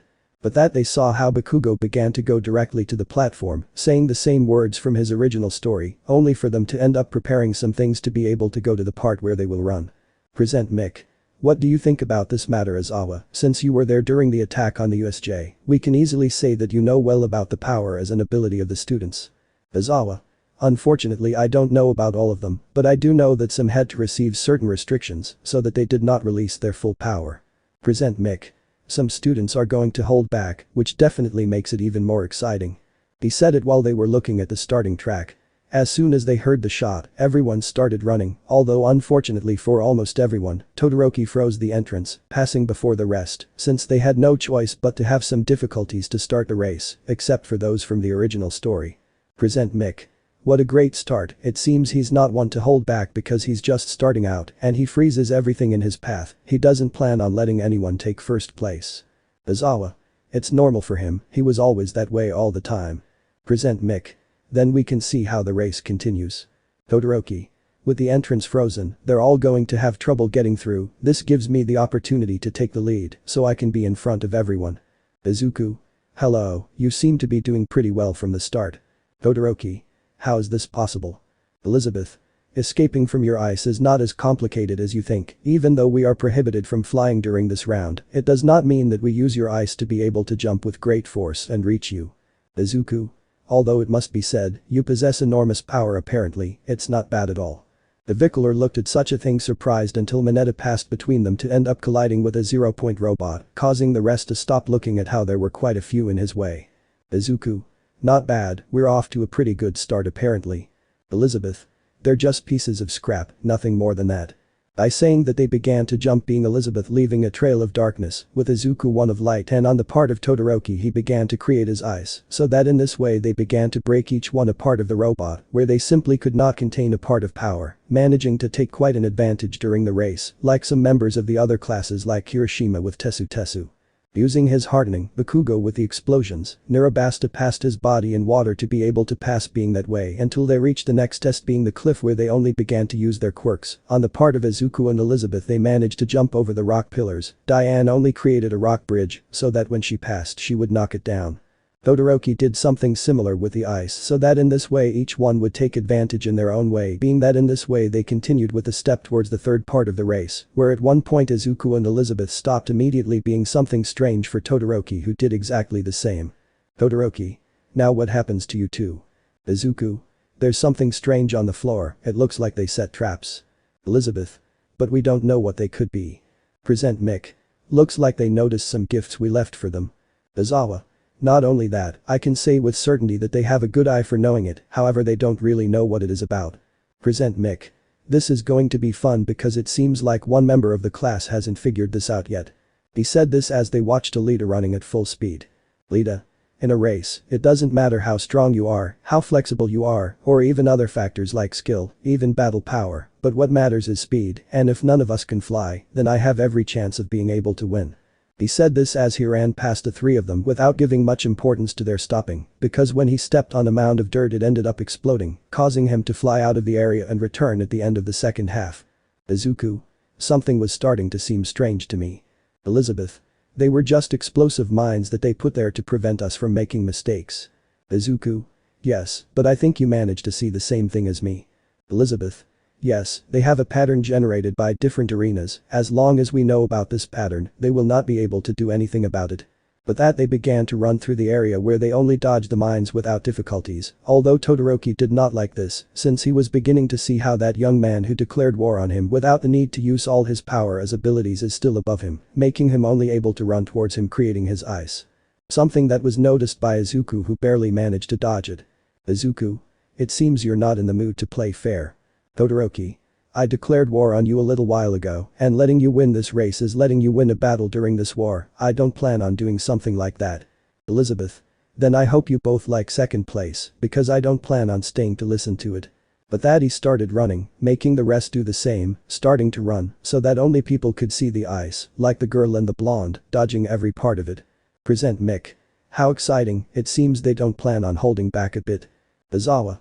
Of course not, it seems that they have more things at stake, apparently, things that no one knows about at the moment, although a little surprise awaits them. He said this as they looked at the ice that ended up exploding, causing the three in charge to see a rather furious Bakugo. Bakugo. I don't plan on losing this race to you guys, you have to take me seriously like the rest. He said this as he began to make his explosions, which were more towards Todoroki, something clear because he did not declare war on him either as on the rest, making them just continue in the same way. Elizabeth. Looks like there's a lover's quarrel. Izuku. It seems like it, but I don't plan on listening to all this. The two continued running so that Bakugo and Todoroki noticed this and began to follow them before the eyes of the people who were slowly waiting for the winner. Midnight. First place in this race goes to Elizabeth. But that they saw the white-haired girl pass by, followed by Izuku, so that in the end, Bakugo had third place, something that completely frustrated Todoroki. Chapter 10. After completing the test, they all met to see what the next test would be. At that moment, Midnight was smiling as she just walked in front of the students. Narabasta. What are we going to have to do? Izuku. I honestly don't know, it seems like we'll have to wait a bit for now until something happens. Elizabeth. This doesn't feel good to me. They watched as the heroine began to spin a roulette wheel where she stayed for a few moments before stopping at one point saying cavalry. Midnight. The second test of the sports festival will have to form cavalry groups, each one will form a group where they will choose a member of the group to be above the rest, and they will have the points on one side of their body, the others will have to try to get the scores in order to win and move on to the third test. They will have a certain amount of time to start forming the groups. But that they began to choose the groups while time began to run. Narabasta. It's going to be nice to start with us as a group. Izuku. Yes, but I don't think it's a good idea to try to be able to be just two of us. Melissa. Then I would like to be able to join your group, otherwise it will be a problem. When they looked at the girl who had a smile, they just thought it was going to be a good idea. Narabasta. No one else comes close to us, I guess it's best that we can stay this way. Izuku. That leaves us with one more member to obtain. Okoyami. Then I'd like to join if it's not a bad thing. Izuku. Do you really want to join? Okoyami. Yes, I don't understand why not. Narabasta. Because of the quirk of both of us like yours, on your side you have that shadow that can be hurt by pure light, and part of our power can let out light. It's a bad thing if we have to use the two quirks at the same time. Okoyami. That is unfortunately true that it is a disadvantage, but I accept the possibilities of ending badly. In the end, having two students with great strength gives us the opportunity to fight and move on to the next round. But that they just saw how they were going to be able to put the group together in order to start as soon as possible, with Izuku managing to stay on top of everyone while they began to receive the scores where Izuku saw how he had the highest score to stay a little frozen. Narabasta. What's wrong? You don't look so well. Izuku. It's nothing, it's just that we'll have a lot of trouble apparently being able to move if we have the highest score of all apparently. Melissa. In that case, don't worry. I have some inventions that can be very helpful for us. We just need to be able to move in a good way. Izuku. If you say so. Okoyami. We better get ready because we're about to start. The shape that was formed was only Melissa at the tip, Narabasta on the left while Tokoyami on the right. As soon as they heard the noise to start, everyone launched themselves against him, and the group only prepared themselves for that since they crouched a little while the kind of boots which they had at that moment were only able to make a huge jump to be able to get away from the place. Tokoyami. What the hell is going on? Melissa. The boots I gave them work so we can make big jumps, and the gloves with sleeves increase our strength so we can move more easily without feeling like Izuku weighs a bit. Izuku. I don't know whether to be offended because you say I'm too light or to flatter you for your creations. Melissa. I prefer the second one, although I never use them when we get to the apartment. At what he said, they watched as they approached the ground at great speed, and when they landed they had difficulty staying on their feet, but as soon as they regained their balance, they began to run in order to get away from the rest. Izuku. We just have to keep our distance. If we can keep our distance for a while, we'll be able to win this matter. Tokoyami. Although I don't think we'll have any problems with you taking care of the points. Izuku. It might be true. The young man was smiling until he had no choice but to dodge a cloak of darkness to see that it was Elizabeth who was smiling for such a thing. Elizabeth. Looks like we meet again. I hope you don't mind if I take away your points. Narabasta. In fact, it will bother us quite a bit. Elizabeth. Sorry, but I wasn't talking to you. The young man began to prepare himself little by little until in a second he managed to dodge an ice bar in the same way to notice how in the distance was Todoroki with his group that was approaching them little by little. Tokoyami. We have the two most dangerous groups against us. I don't think we really have anything good at the moment. Izuku. What does that matter? We'll just have to avoid them for a while, nothing more than that. Narabasta. Even though we are having difficulties right now. Each one of the two groups approached little by little, with Elizabeth starting to throw a dark mass, while Todoroki began to approach something that they could only avoid by means of Tokoyami using dark shadow to avoid the darkness attack, while on Todoroki's side, he saw how Narabasta threw a sphere of water at him. Having no choice but to make a wall of ice as soon as possible, making the attack not hit them, something that they took advantage of to take another jump. Izuku. I think that'll be enough to get away and continue escaping. Tokoyami. Although I don't think we have enough time to escape since more students are after your points. At that moment a mass of darkness hit the center of the group, causing them to separate from Elizabeth, who had a smile as the three of them fell to the ground, while Izuku descended little by little, while using his wings. Elizabeth. Hey, that's cheating, you can't go down like that. Midnight. In fact, as long as it doesn't touch the floor, everything will be fine, it just has to go down. When he said that, Izuku's group regrouped so that as soon as the young man managed to land, he would begin to leave with the rest of his group in order to get away from the rest. Izuku. That was close indeed. Narabasta. But we can't let them keep doing this kind of thing to us, we need to have a plan or something to be able to take care of the matter. Melissa. That's true, they must be looking for us right now to get our points apart from having points from other groups. Izuku. Not for nothing, but I need to know if these inventions can't do more things. Melissa. A little bit, they help me to be able to use my quirk more easily without getting hurt. Izuku. Then we'll have to take advantage of that when they try to get close to us again. The group listened until from 1 second to the next an ice wall appeared in front of them so that they could try to go another way, but again, another ice wall was formed and they only thought about being able to jump, but before doing so, in the same way that the ice walls appeared, their feet were frozen to see how Todoroki's group began to appear on one side. Walking towards them little by little. Todoroki. They have no chance of escape now. Izuku. Come on old man, you have enough points to be able to pass to the next test, I don't understand why you are going to come after us. Todoroki. It's pretty obvious, you're much stronger than me completely, the strongest I dare say, leaving you inside the sports festival still makes us end up in a very big possible risk, we can't allow that kind of thing to happen completely. Melissa. If we get down to it, that makes sense, if they leave you out, they have a nearly clear path to win the festival. Izuku. That doesn't help much. Melissa. I'm just telling the truth about how things are. Izuku. Seriously, you're causing more problems than I thought, but the important thing is to be able to think of a way to solve the predicament we're in.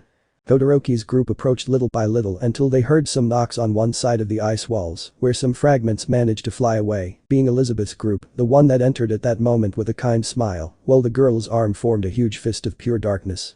Elizabeth. Sorry to interrupt, but I just came to interrupt a little, nothing more than that. Izuku. Just what we needed, right now we have more problems than usual apparently. Narabasta. Although something tells me that we are still missing a small detail to be complete, but I don't know. At that point they heard explosions and saw that it was Bakugo who was just going after them to catch them. Narabasta. That's it, the explosive boy in class. I think we can already start screaming in total despair, like being afraid of all this. Izuku? You can't be serious. Melissa? If we get down to it, yes, we are trapped and the most dangerous of all are about to be able to completely trap us. Izuku? I guess we can start screaming in despair. He said this as they slowly approached them, knowing that they had no chance of escaping until they managed to hear something. Midnight. Time is up, the test is over, and now we will see how many points each group has. But that they stopped while looking at Midnight, or well, almost everyone, since Bakugo ended up with his face on the floor when he stopped using his quirk, while Izuku's group managed to feel good. Chapter 11. Somewhere there was the supreme deity who was only trying to keep up with everything that was happening in his world, and soon after he looked towards the door where his son was entering. Supreme deity. This is a bit of an unexpected visit, don't you think? Izuku. Maybe, but I came for good reasons which I don't fully understand. Supreme deity. What are they? Izuku. Why is Ludociel watching me in the first place? I noticed it since I managed to enter the academy where I managed to see Elizabeth directly again. Ludociel only remained distant, but he was watching me from the shadows. Supreme deity. I didn't actually send him to watch you. At that moment Ludociel himself began to appear, who only maintained a smile in front of the gaze of those present. Ludociel. Looks like you managed to notice me at the end of it all. Izuku. It's a bit complex not to do it when you are literally the second best warrior my mother has, the power of your magic that you let out all the time, you can't hide it, and if you try you only manage to do it in the worst possible way. Ludociel. So I do it in the worst possible way. Izuku. Now I want you to be able to answer things, I want to know exactly your reasons for watching me all the time. The young man just waited for the man's response, who remained calm for a few moments before letting out a sigh. Ludociel. I'll be direct, I can't be confident knowing that the person who is set to lead the goddess clan in the future is near a demon like her. Izuku. Maybe she's a demon, but I remind you that in the past she was also a person you had to protect. Ludociel. Knowing that she is a demon makes her our enemy, she can do to you the same thing that Meliodas did to her, so that you end up being another demon again, something that I cannot forgive myself for, and if necessary, I will even have to kill her for the good of our clan. From his words he saw how the young man began to have a murderous aura around him to disappear from one second to the next and reappear in front of Ludociel himself to grab him by the neck and leave him against the wall. Ludociel. When did it move? Its speed is much greater than before. Izuku. That means that if you need me, you'll end up killing me too, right? If I continue with her, you'll not only try to kill her, but also me because I'll become your main enemy. Ludociel. This moment is the same as years ago when Princess Elizabeth fell in love with Meliodas and I knew it perfectly, she also tried to threaten me, but she did not have enough strength to do such a thing. Those were Ludociel's thoughts as he had Izuku in front of him, who went to let go of him so he could get away a bit. Izuku. You better take this as a warning, I don't like having to hurt other members of my own clan like this. Ludociel. Say what you want, but that girl is a threat, and not only her but the rest too, they are all living threats that must be destroyed, and if I don't do it, then any other member of the goddess clan will take care of that. He started to leave the place flying before Izuku's gaze, who started to give a long sigh, so he could start to get away from the place a little. Izuku. I guess you heard everything or not, Narabasta? He watched as the girl began to emerge from the darkness with a worried look on her face. Narabasta. Yes, I heard everything and I'm partly worried. Ludociel is right because even if you manage to keep him under control, we won't be able to keep the entire goddess clan under control. Izuku. Whether they like it or not, they will need to be under control if they truly want to stay well, and if the entire goddess clan becomes my enemies, then I have no choice but to turn against my people. Narabasta. But he can't do that, for some reason he can't do such a thing. Izuku. A king is not only known for protecting his citizens, but even the king must make difficult decisions in order for there to be peace at the end of it all. But that he walked away from the place before Narabasta's gaze, who sighed. Narabasta. As always, I was not attracted to him by his strength, his rank within the hierarchies of the goddesses or any of those things, but that will to be able to do anything in order to keep peace present, even if it includes risking his life in such a way, was what attracted me to him in the first place. At one point Izuku managed to reach where everyone was looking at the same man who was calm. Kirishima. Hey Izu bro, where were you? The fighting is starting slowly. Izuku. Really? If I am not mistaken, my fight is going to be against Todoroki, right? Kirishima. Yeah, first round and you're already starting off strong, but the important thing is that now Izumi is fighting someone from Class B. I look ahead so I can stay calm. Izuku. That's the boy who had the mind control quirk, no surprise there. Momo. Shouldn't you be preparing for your fight? Izuku. Yes, but I find myself making a decision. Jiru. And which one is that? Izuku. That all of you, and when I say all of you, I mean the entire class A, will have to meet my mother in person. Saying that, everyone was surprised while Elizabeth began to have doubts about what he was planning to do so they could see how he was leaving the place. Once the first fight was over, it was Izuku's turn who was in front of Todoroki who, as always, had his serious expression. Todoroki. I must definitely finish you off. Izuku. Why? Now what did I do? Todoroki. Don't take it personally, what happens is that you are without a doubt the strongest in the class, but if I manage to defeat you, that means that I will achieve the title of the strongest without using my father's quirk. Izuku. Did you say your father's quirk? I see and understand what's going on. Midnight. You may begin. Saying that, Todoroki threw a large amount of ice at Izuku where everyone thought it hit him squarely, but instead they noticed how he was behind it. Izuku. Hey, that's very dangerous if you end up launching it against a person who has nothing to do with it. Todoroki. How? He went on to throw more ice, but noticed how he couldn't hit anything, so that in the end he noticed how it was to one side, causing him to release his ice at different points, failing in them, surprising Todoroki with such a fact while he was angry. Todoroki. Stop dodging my attacks and hit me already. Saying that he ended up receiving a blow to the face causing him to fly away, but he managed to stop himself in time because of his own ice. Izuku. If you ask so much then I'll hit you a little harder. Todoroki was only able to throw more ice where it didn't hit Izuku who, being in front of him, connected a large series of blows to his body, causing him to fall to his knees. Todoroki. Wretch, you don't attack me with your true power. Izuku. What do you mean? Todoroki. If you used your power properly, I'd be outside already. I noticed that, but you don't use it. Why? Don't tell me you're making fun of me. Izuku. Nothing like that, I'm just lowering myself to your level. Todoroki. What do you mean? Izuku. Well, if you only use your mother's power, it means that you possess your father's fire, just like you have my mother's power, but since I don't want this to be unfair, I lower myself to your level. Todoroki.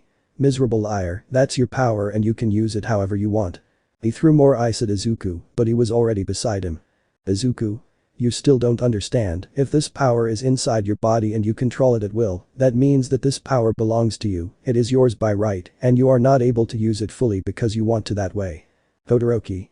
I don't do it because this power comes from my father, and I don't plan on using anything that comes from him. Izuku. In that case let's do something, until you use all your power I'm not going to use mine either, if you use it all concentrated in a single attack, and I'll gladly do the same. Todoroki. As if I would do something like that. He wanted to use his ice again, but his arm was taken by Izuku who was quite calm. Izuku. No way, in that case I won't be able to use even a little of my power or be serious if you don't do the same, you're going to end up very humiliated in front of everyone, and not only that, but the worst part is that you're going to have a shameful defeat because you weren't able to use all your power, so you'll never rescue anyone, and you'll never be a true hero. Todoroki. Wretch, shut your mouth and let go of my arm. Izuku. I don't plan on doing any of that until you show yourself as you really are, and if you don't in that case I will kick you off the platform right now, but it's up to you. He wanted to throw him off the platform, but in a quick movement, Todoroki used his other arm to hit him, causing Izuku to move away from him, where he noticed flames coming from his body. Izuku. It's about time you managed to use that power. Todoroki. Damn idiot, now I plan to finish you off at all costs. They saw how he began to take out a large amount of fire like ice from his body, causing some people to start getting scared. Midnight. This is bad, we must stop the students. Cements. You don't need to say those things. They began to use their quirks, but they almost went blind on one side where, being able to see better, they noticed how there was a kind of sun in Izuku's hands, who raised an arm having the same sun above it. Izuku. Now that you plan to use your true power I have to reciprocate in the same way, I hope you can endure this, cruel sun. Both Todoroki and Izuku went on to launch their attacks which broke the cement walls and dispersed midnight smoke, causing them to eventually crash into each other, creating a huge explosion in front of everyone, leaving a cloud of smoke in the place where, when they left, they noticed Izuku in front of Todoroki, with a fist hitting his stomach. Izuku. You did well until the end and now it's your turn to rest, Shoto Todoroki. Saying that they saw how he was slowly falling to the ground, becoming unconscious, but Izuku took him so that they could begin to give him the victory. Chapter 12. It was the last fight left in that place and everyone was ready to begin, they just needed to have in mind a way to fix it, or at least for the teachers, since some had in mind the kind of power that the following fighters handled where each one received advice on their own. Diane. So you're going to fight with everything? Elizabeth. If necessary, we can fight. Diane. I think we should at least control ourselves a little. Velascula. Maybe, but it will be a bit interesting. On the other hand, the young man's companions gave him the same advice. Velascula. You know very well that you shouldn't be too confident, right? Izuku. Of course, it's about Elizabeth who clearly tried to destroy my ass many times, but it won't be that simple. Hiroshima. I don't know, just try not to destroy the things around you. Izuku. I can't promise anything about that, I can only fight and see what happens. Momo. Sometimes we should prepare ourselves in case they destroy a large part of the platform, right? Narabasta. Indeed, if that were to happen we would have to prepare ourselves. If Izuku's fight against Todoroki almost sent some people flying, then this would be much worse. He said this as they slowly began to walk towards that platform. Present Mick. The final battle will begin, where the one who chills our hearts, scares us just by looking at her, and shows clear reasons why no one should mess with her, Elizabeth Lyons of Class A. The girl was leaving, letting that cloak of darkness escape from her body, causing some to feel chills, and part of that darkness ended up flooding a large part of the platform. Elizabeth. The big moment I've been waiting for a long time is approaching. Present Mick. Now on the other hand, someone who is a light, gives us warmth with his presence, and is in charge of calming people's hearts with his calm voice, Izuku from Class A. They saw how a certain amount of light came out, which when it hit the darkness made it retreat until it was in the middle of the platform and the people around them felt quite good. The two of them walked until they were on top of the platform with their eyes on each other, while those presences slowly went away. Present Mick. There's so much tension in the air. What do you think, Azawa? Azawa. I think that, as always, this is going to be a fight for which we will have to prepare ourselves. It is about the best students we have at the moment. Everyone stood there with their eyes fixed on them, waiting for them to begin in such a way until those words echoed throughout the area. Midnight. Begin. He barely said that and immediately it was Izuku who advanced trying to connect a blow to Elizabeth who managed to dodge it so that they began to exchange blows between them so that they ended up moving back from each other more and more until they let out their wings to be able to begin to fly around the area. Present Mick. Is that allowed? Azawa. Technically it's part of his power so we could say yes. At one point Izuku and Elizabeth collided with each other maintaining a fight of strength, but what stood out were their hands where Izuku's had a blade like a sword made of magic being of light and Elizabeth's was of darkness where they began to clash with the same weapons between them, letting out parts of darkness and light instead of sparks. Hiroshima. Can they repel each other's attacks with twice the strength? Narabasta. You talk about the counter-attack and if they can. Momo. Why don't you use it? Narabasta. They have a counter-attack capable of being used with physical attacks and the other with attacks like Todoroki's, but in this particular case they use a kind of swords in their hands, which have both their power and a physical part that makes it very difficult to use. Melissa. You could still use it. Narabasta. Yes they can, but it would be very complicated and both of them would end up very badly. He said this while watching the fight where at one point they began to descend where darkness and light mixed with each other until they hit the ground, leaving a cloud of dust through which the two who stayed away came out but returned to the clash dispersing all the dust. Izuku. I should accept it, so far you are the only one who can actually make me move like this. Elizabeth. That's good to know, but don't think you're too far off with that matter, there aren't many strong demons or goddesses to fight. Izuku. In that case I'll have to try a little harder to make you realize that you can't take me lightly like the rest. He walked away with a smile for such a thing as Elizabeth.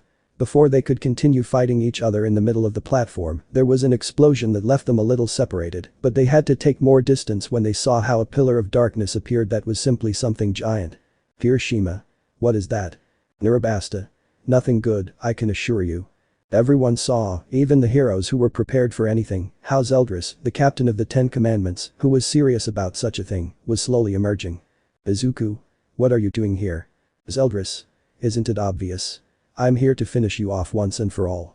Izuku. What do you mean? At that precise moment he received a kick in the stomach that sent him crashing into a part of the stands, causing the heroes to go straight up to the platform and be ready for combat. Sniper. You better put your hands up and surrender, you're surrounded by all of us. Zeldris. You better not bother me.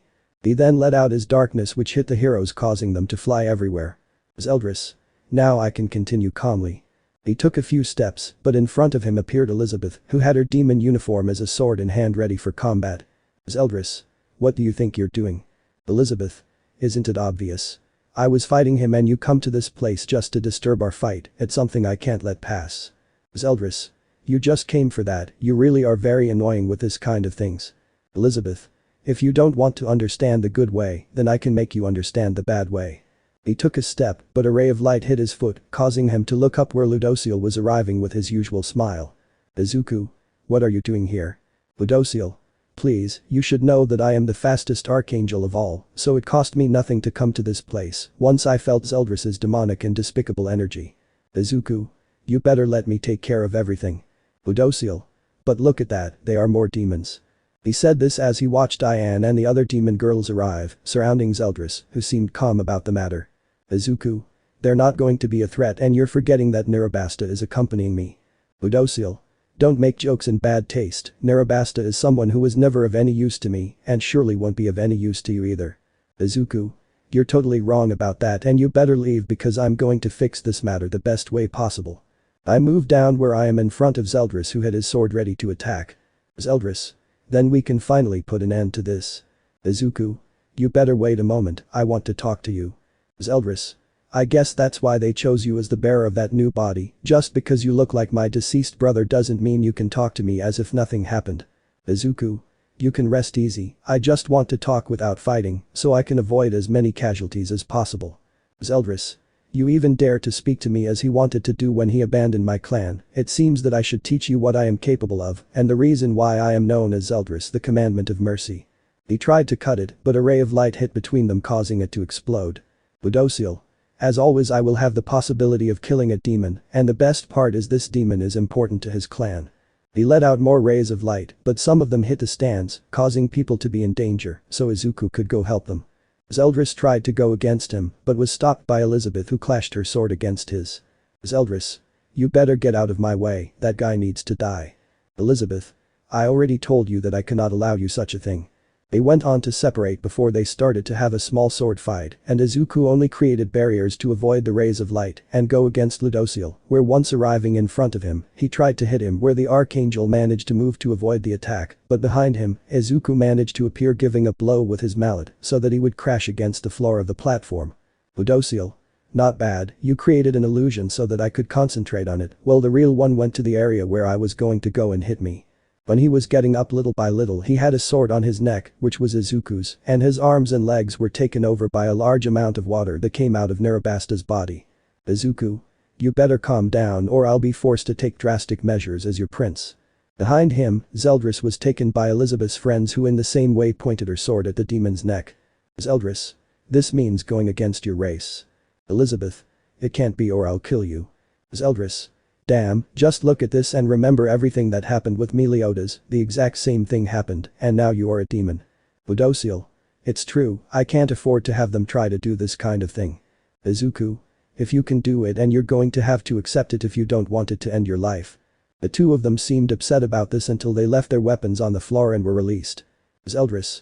This won't last long and the demons won't sit still, they plan to finish them all off once and for all. Ludociel. And I, as a representative of the goddesses, swear that I will not leave this as such. He said it before he could leave as Zeldris, where people managed to record what happened, causing them to have doubts about such a thing which they were going to have to answer. Chapter 13. In one part of the sky was Ludociel flying almost as if there was no problem at all, he could not feel any demonic presence, and if that were not enough, he had in mind the way he could destroy everything in his path with the demon clan. Ludociel. What a quiet day, it seems like it's going to be a good time to plan the attack on the demon clan. He just kept a smile until something from below managed to hit him, causing him to go up until he could establish himself better. Ludociel. What was that? I couldn't just see it. He looked at different points until an attack came from two different points before it attacked him from above, causing him to go down at great speed until he hit the ground in the area where he was grabbed by the leg to be thrown against a mountain, ending up with part of his mouth broken and bleeding from the nose. Ludociel. What was that? He immediately went on to see how Izuku managed to fall in front of him, making him partly afraid. Izuku. You do this in vain, being part of the Empire will make the earth better than it will have been. Ludociel. Empire? He just happened to receive a blow from the young man causing him to end up on the floor again. Izuku. Do you want to die because of this? Well, what 16 more years? I'm going to hit him. Izuku. I can start again. Another hit. Izuku. Have another archangel. He just hit him while remembering the training he managed to have at the hands of Ludociel, making him stay with one hit to be able to hit him, but he simply stopped. Izuku. Damn, you're fighting to see your goals destroyed, thinks Ludociel, think. Ludociel. Why do you jump with references to places that are not ours? Izuku. I don't know, I always wanted to do it, but that's not the point of our business between us. You're looking for a war which can't happen, you must abandon that plan as soon as possible. Ludociel. That is impossible, war is inevitable. Izuku. You're only saying that because you managed to talk to Zeldris, just because you two talked you ended up like that, but I don't plan on letting that happen, you're not going to fight no matter how much you want to. Ludociel. Then tell me one thing, what are you going to do? You simply can't avoid a war between demons and goddesses, it's not like you can talk about it with the 10 Commandments or the Demon King himself. At his words the young man just remained thoughtful as he sat down, and the man healed his wounds little by little, until he noticed after a few minutes how he sighed before getting up and leaving his wings spread wide. Ludociel, have you already accepted that it is impossible to do so? Izuku. It's not impossible, it's still completely possible and you have no idea about that. She began to fly away from the place, causing Ludociel to cover herself for a moment before being able to see her own blood, reaching out to partially squeeze her as she watched the young man leave. Ludociel. I knew that Izuku's strength was great as the son of the supreme deity, but just this, it scared me too much for it to be true that this is his true power. I was just thinking about that aspect of Izuku before a little time passed, and in a part of the world of the goddesses, they were all preparing a great amount of details without stopping in any way. Ludociel. What's going on now? I don't understand. Goddess Our Lady asked us to make preparations, you should go with her. With that she walked directly to where the supreme deity was, where she changed that dress to one more elegant than normal, where Ludociel simply bowed to her. Ludociel. My lady, can you tell me what is happening? Supreme deity. Of course, my son is coming to visit and we need to give him a good welcome, in the end he will stay all day. Ludociel. Are you serious? Because you are at your sports festival at the UA, don't tell me you have to prepare. Supreme deity. Of course not, seeing his power and knowing about us, the UA made the decision to let him pass, in the end different hero societies know about him. Ludociel. What does this mean? Supreme deity. With everything they saw, it was enough to leave it as if nothing happened, in the end everything ended. Ludociel. That's good, but I don't understand why you would come to this place in that case. Supreme deity. Well, they will be spending some time here, they will bring people from below to see our world and stay better, it is a visit for a certain amount of time, so behave a little. Ludociel. Of course I will treat fragile humans well. Shanks. My lady, they are almost there and everything seems to be going perfectly. Hello Ludociel, I didn't see you. Ludociel. Did everyone know except me? Supreme deity. You will understand it well, but now we must give him a good welcome. They went to a part where they saw how Izuku managed to get out of a portal little by little, taking Narabasta by the hand, making everyone smile for that, but if that were not enough, some heroes appeared like Nezu, Endeavor, Burning, Maruko, Momo, Melissa, even All Might in that area.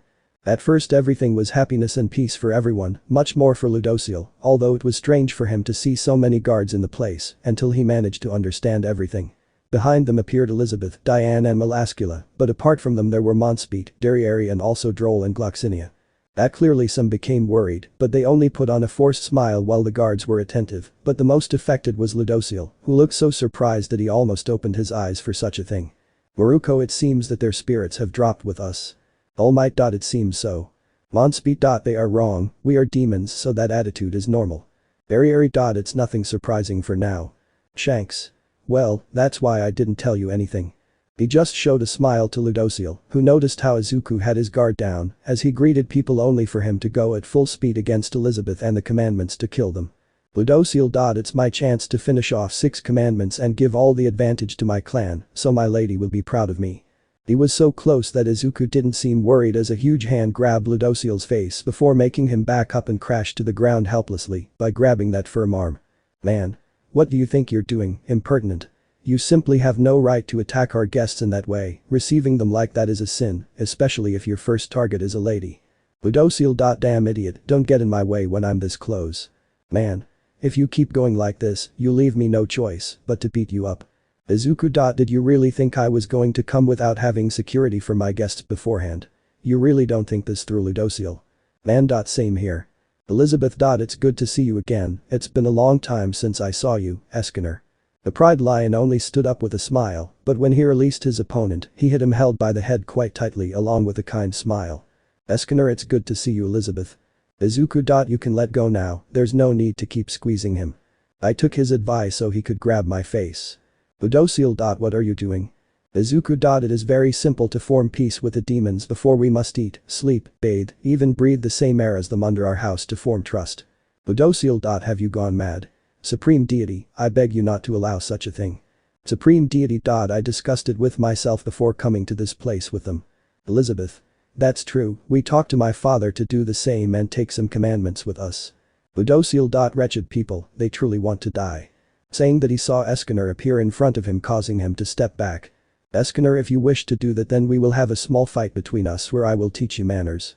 At that the man just stood still while the rest watched. Escanor. Well. Ludociel just happened to leave while being watched by everyone. Very airy. It is impressive that a human has achieved such power on his own. Monspeed. I think it is more important to be able to think about other things. In the end, that bearer of sunshine, the grace of the sun, apart from being the strongest archangel of all, was once a human and the strongest of all, not just any human, even the proudest of all. Roll. And I don't blame Ludociel for leaving, we once received a blow from him. Loxinia. And it really hurts a lot. Supreme Deity. Well, you better come with me, you can ask for whatever you want and have a good time, my house is your house. I just walked along while being followed by the rest who were simply surprised by such a thing. Chapter 14. The young man was feeling quite well, walking around the room as if nothing was happening to him, just smiling. Ludociel, I really don't understand what you're trying to do with this. Izuku. Again with the same old thing. Ludociel, you know something? You're starting to be really annoying. Ludociel. I'm doing this because I'm never wrong when I think badly about demons. I know perfectly well that they are not to be trusted, and we shouldn't even be able to have enough confidence to believe that they are good. Izuku. At least try to be a little more trusting with them, try to be able to unify the races where at least we have the opportunity to do something good. Ludociel. And I don't plan on letting that happen, are you blind? Izuku. I know perfectly well what I'm doing right now, and what I'm doing is the greater good for all races. Ludociel. The greatest good that can end all our lives. Izuku. That's starting to tire me out. Ludociel, we'll get along no matter what happens, and I don't care about anything because I want you to start behaving, or unlike before this time, I'll take much more drastic measures than last time. The man just kept quiet while the young man just continued on his way to his room, where after entering it, he only tried to stay calm, where he sat on the bed where he looked out his window at the entire city. He was trying to stay calm until a certain movement between the sheets made some hands go to the young man's chest, hugging him from behind, while he managed to feel some extra weight on his back, so that he reciprocated by taking that person's hands. Narabasta, you don't look very happy. Izuku. Am I that obvious? Narabasta. A little bit, I'm just thinking that it doesn't make sense for you to act this way. Izuku. I honestly have no idea what I'm going to do. Literally, Ludociel seems to want to see me upset all the time. Narabasta. In that case, try to remain calm throughout all this, don't let all the anger you have inside take out on you. Izuku. I take that into account, but he keeps bothering me with the demon issue. Narabasta. It's understandable, he lives in the old era, so it's normal for him to have that attitude, it's going to be difficult for him to adapt to the change, but you just have to give him some time, that's all. Izuku. I'll try, but I just want to get it under control once and for all. Narabasta. And it's going to be that way, you just have to give it a little time. The young man could only lie down next to his beloved, where he himself had his head between the breasts of the girl who looked at him before putting on a slight smile. Narabasta. Apparently, no matter how much you try to hide it, your Meliodas side makes you continue to love breasts. The young man with jade eyes looked at the same girl with his face between her breasts, almost as if it were nothing. Izuku. Is it too noticeable? Narabasta. A little, but at least try to keep it at bay a little. Izuku. What thing? Narabasta. Don't act like you're groping my ass too much to be true. At that, the young man took out his hand, showing that with one he was hugging the girl's waist, and with the other he was only touching her face, making them doubt him about such a thing. Narabasta. Who? I looked back slightly, noticing how Melascula was smiling almost as if it weren't a big deal for her, partly scaring the girl. Melascula, what's wrong? It almost looks like you saw a ghost. Narabasta. What are you doing here? Elizabeth. Let's just say we were feeling a little lonely, so we came here a bit secretly, so we can sleep a little warmer. Narabasta. But. Diane. It's true, we learned Ban's technique so we could come without them noticing. We thought they would freak out if they saw us coming. Melascula. So we decided to come secretly so it would be a big surprise. The girl had her gaze on the others because of what they were saying. Narabasta. If you don't know, this double bed works mainly for the couple of the Prince of the Goddess clan, so it is perfectly fine with the two of us. Melascula. Then it will be better because if he has us along the way we can have a better way of living if we think about it. Elizabeth. Not to mention that a marriage where all races live together is good. She said this as the girl pressed her body against Izuku's back, then Melascula against Narabasta's and Diane from above, where the two members of the goddess clan looked at each other with a slight smile. Izuku. I think we have no choice but to pay attention to them a little. Narabasta, I hope so, although there is something that touches me. He said this while moving his hips a little, so that the young man could notice how his friend below was trapped between Narabasta's legs, making them only blush for such a thing. From another room was Escanor, feeling everything before giving a light sigh. Escanor, it seems that the captain is going to feel a little uncomfortable tonight, but these things can happen, don't you think so, Merlin? He said this as he looked at the woman who was once a magician and now a demon who had a smile. Merlin. It seems that way, but at least you'll have a good night. On the other hand, we must have ours. She said this as she hugged the man's neck and began to move around his body. The next day they were all walking around the area where the members of the goddess clan looked at the demons as humans with clear intrigue and interest. Very. I think we are not well received in this place. Momo. Neither do we, apparently. Izuku. It's nothing like that. Escanor, it just so happens that they've never seen humans or demons so close to us before. Shanks. They never went down to the human world at least, nor did they do other important things like being able to see them, so they are more than curious about their presence. Izumi, that means we are something completely new to them. Shanks. In a way, let's say it's a good way to start an alliance and for people to get along as best as possible. Roll. It makes sense, even more so considering that Gloxinia and I are a giant and a fairy. Shanks, and with humans, goddesses and demons in the same place, it makes it much better, at least this way everyone will be able to get along much better if we just show a good face as we should. Monspeed. How good a face must it be? Izuku. Not much, they just have to show themselves to be friendly, good people, and they will little by little forget the stories where they see them as hellish monsters. In the end, it is their first personal encounter. After saying that, they only noticed how each member of that clan looked at them with clear fear, where even the children were far away from them. Gloxinia. I think I understand. The same step made a movement so that everyone could see how in a fairly old building with a little bit of moo began to spread throughout it, where little by little it generated some flowers, where Droll went to take one from the top and lower it so that some children would approach in order to take it. Very. That makes it more interesting. Monspeed. I think we should just show a smile. He wanted to put on a smile, but it was a bad idea since the children were scared by such a thing and wanted to get away. Izuku. I think you should try something else. Melissa, why don't you use your powers? At that, the man lowered his hand where he created a fire squirrel that approached the girl, putting the guards on alert, but the same girl only began to approach the same animal created by the demon, where she managed to touch it, noticing that it did not burn her. After a short time, he climbed on the girl, beginning to entertain her, as well as the rest of the children. Monspeed. Interesting. Very. Apparently you are good with children. After saying that, she noticed how some were going towards her, so she bent down thinking they were going to ask her something, but instead they just went to put flowers in her hair, surprising the demon for such a thing. On the other hand, Elizabeth and Diane just gave them a tender smile, and Melascula used her darkness to have fun. Finally, the class did not think to be left behind, wanting to participate with their gifts, starting to help some who were in the area. Narabasta, looks like you did the right thing with this. Izuku. At least it will be a good start. The girl just leaned on his shoulder while hugging his arm, and they were seen by other people. Ludocil. This still doesn't convince me. Supreme Deity, but look at their smiles, this is peace. The man looked at the children who were having fun as they gave him the help they gave him, causing the man to smile after so much time being noticed by the woman. In the end, he himself went to leave, pretending that he didn't smile. Inko. I can't believe he actually does these kinds of miracles. All Might. I never even imagined he was capable of doing this. Supreme Deity, I found him and took him under my wing. He's a boy with a lot of love inside him, and I can see that he's going to do good with that love. The adults watched the scene, so Inko began to kneel before it, surprising All Might, who tried to lift her up, but she refused. Inko. I thank you with all my heart that you were actually able to raise him despite all the harm I did to him.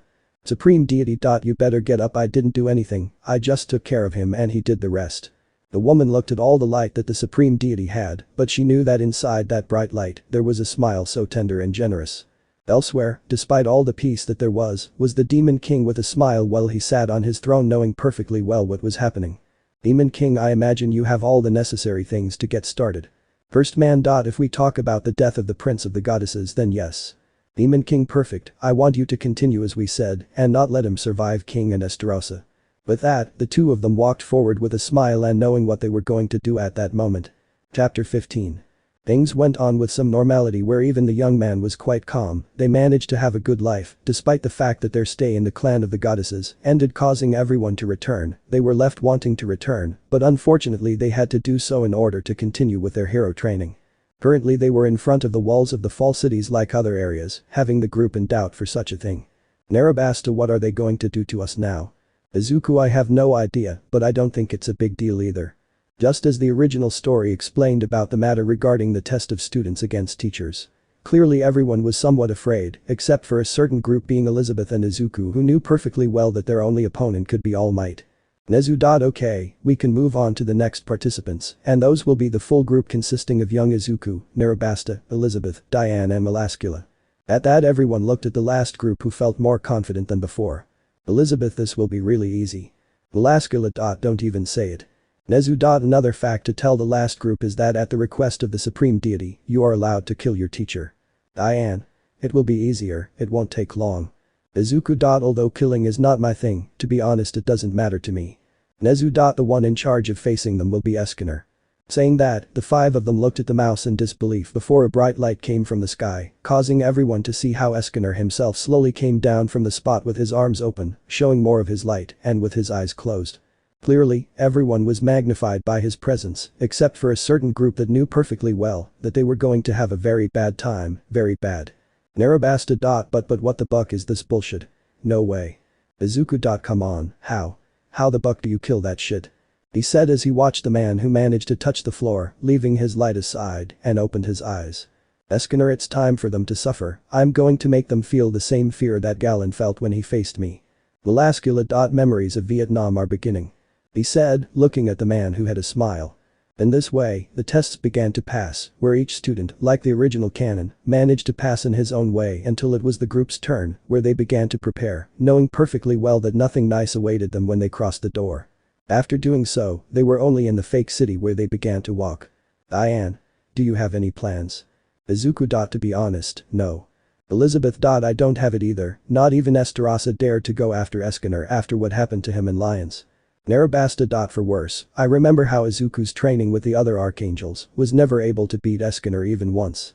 Izuku. That leads to us having low chances of winning. Melascula. Well, if we don't find a way to beat him, then we'll almost certainly end up seriously injured or not even be able to do anything during this test. I told them expecting the worst just so they could see how Eskener was slowly descending from the sky like he did before. Izuku. If one of us passes, it will be more than enough, do that right now. He said this to rush into combat, worrying his group.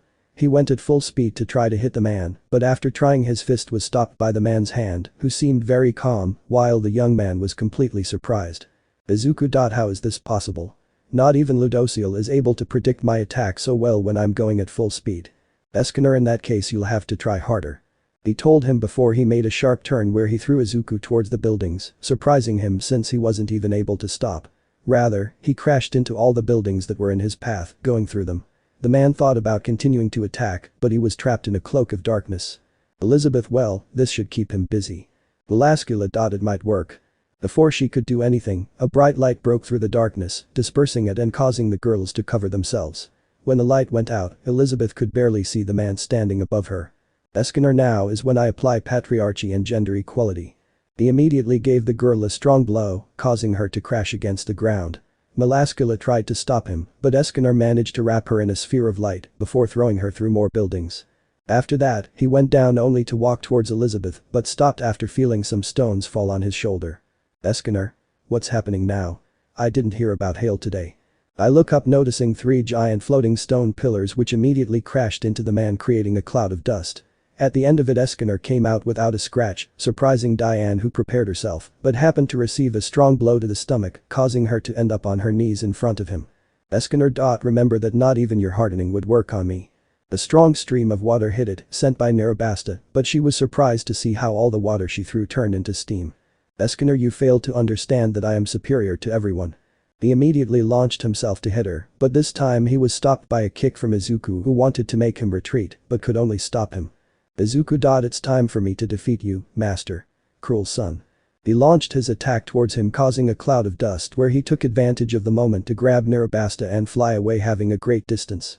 In the end, it did not last long since soon after Eskener appeared behind him to take him and separate him from the girl. He could only be hugged by the man who placed him on his shoulder before they were going to crash into the buildings, going through them, leaving a trail of destruction wherever they passed, to the point that after a few turns he was thrown into the sky, where he remained floating for a few moments before receiving a knee from the man in his back, causing him to spit blood. He went to grab Izuku's face only to go down at high speed towards the tallest building they had in the area to begin crossing it with great ease. Destroying each floor that was in their path, and at the same time the entire building was collapsing, only for it to finally end up among the rubble, where once the dust was gone, everyone was surprised at the ease with which that man humiliated Izuku by leaving him on the floor in shock, unable to move, and the other subject intact as if nothing had happened. Hiroshima. Impressive, he really proved to be very strong. Mina. But with such great strength, they won't be able to do anything. Hiro. Maybe not, but they have to go through the door alone, they can't just stand there doing nothing. Ajiro. Despite that, this guy doesn't seem to have that kind of thing on his mind, just look at the exit. He told them so they would notice how the exit was covered in fire. Ajiro. If they try to do that, then this guy can know and will find them in seconds.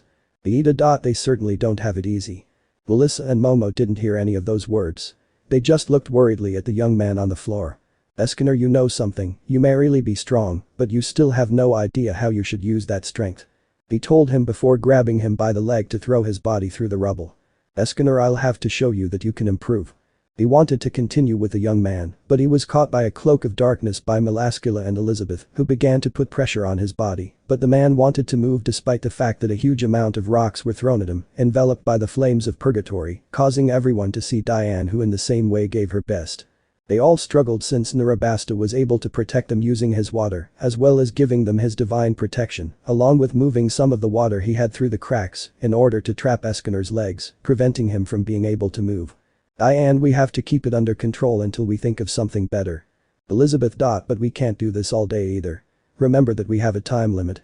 Melascula. It's possible, but we can't move either while we have to keep this monster locked in one place.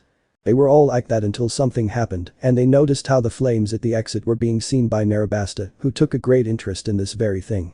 Narabasta, what's going on? Have we already defeated him? But we can't defeat him in such a simple way. Melascula. Don't get distracted, remember that our opponent is the strongest archangel of all. Narabasta. Of course. He just wanted to keep it under control, just so that a large amount of cruel sun would come out everywhere, causing the girls to be damaged by the explosions, where they perfectly saw Eskinar come out of that darkness representing it with his light. Eskinar, you forgot a very important detail about your opponent, a detail that anyone can take into account, and yet you didn't. He counted as each step began to make the floor sink. The heat increased, and everything around him gradually became very hot, as if he had no problem emitting such a quantity of heat from his body. Eskinar, you forgot that before you is someone who is getting stronger with time, and noon is getting closer and closer. He told the girls, who saw the man come out of the place stronger than before, with flames slowly coming out of his body. Eskinar, it is time for all of you to appreciate pure power in all its essence. He told them after walking towards Elizabeth, who knew perfectly well that she couldn't do anything. Behind the girl, a fireball came out that hit the floor, stopping Eskinar's path, who looked where that attack came from like the rest of the girls. Behind them was an Izuku with wounds on his body, but they were healing while his body was adopting greater musculature, although he remained under control. Izuku. You also forgot, Master, that there is more than one person who has a power similar to yours. He told her as he walked forward, causing Elizabeth to move away. A real-time limited battle was about to begin, and it was between two bearers of the same sun. Izuku. It will be time to see the strongest of all. Eskinar. Although it's clearly me. He answered by standing in front of her, letting out the heat from his body, causing all the girls to cover themselves with the same thing.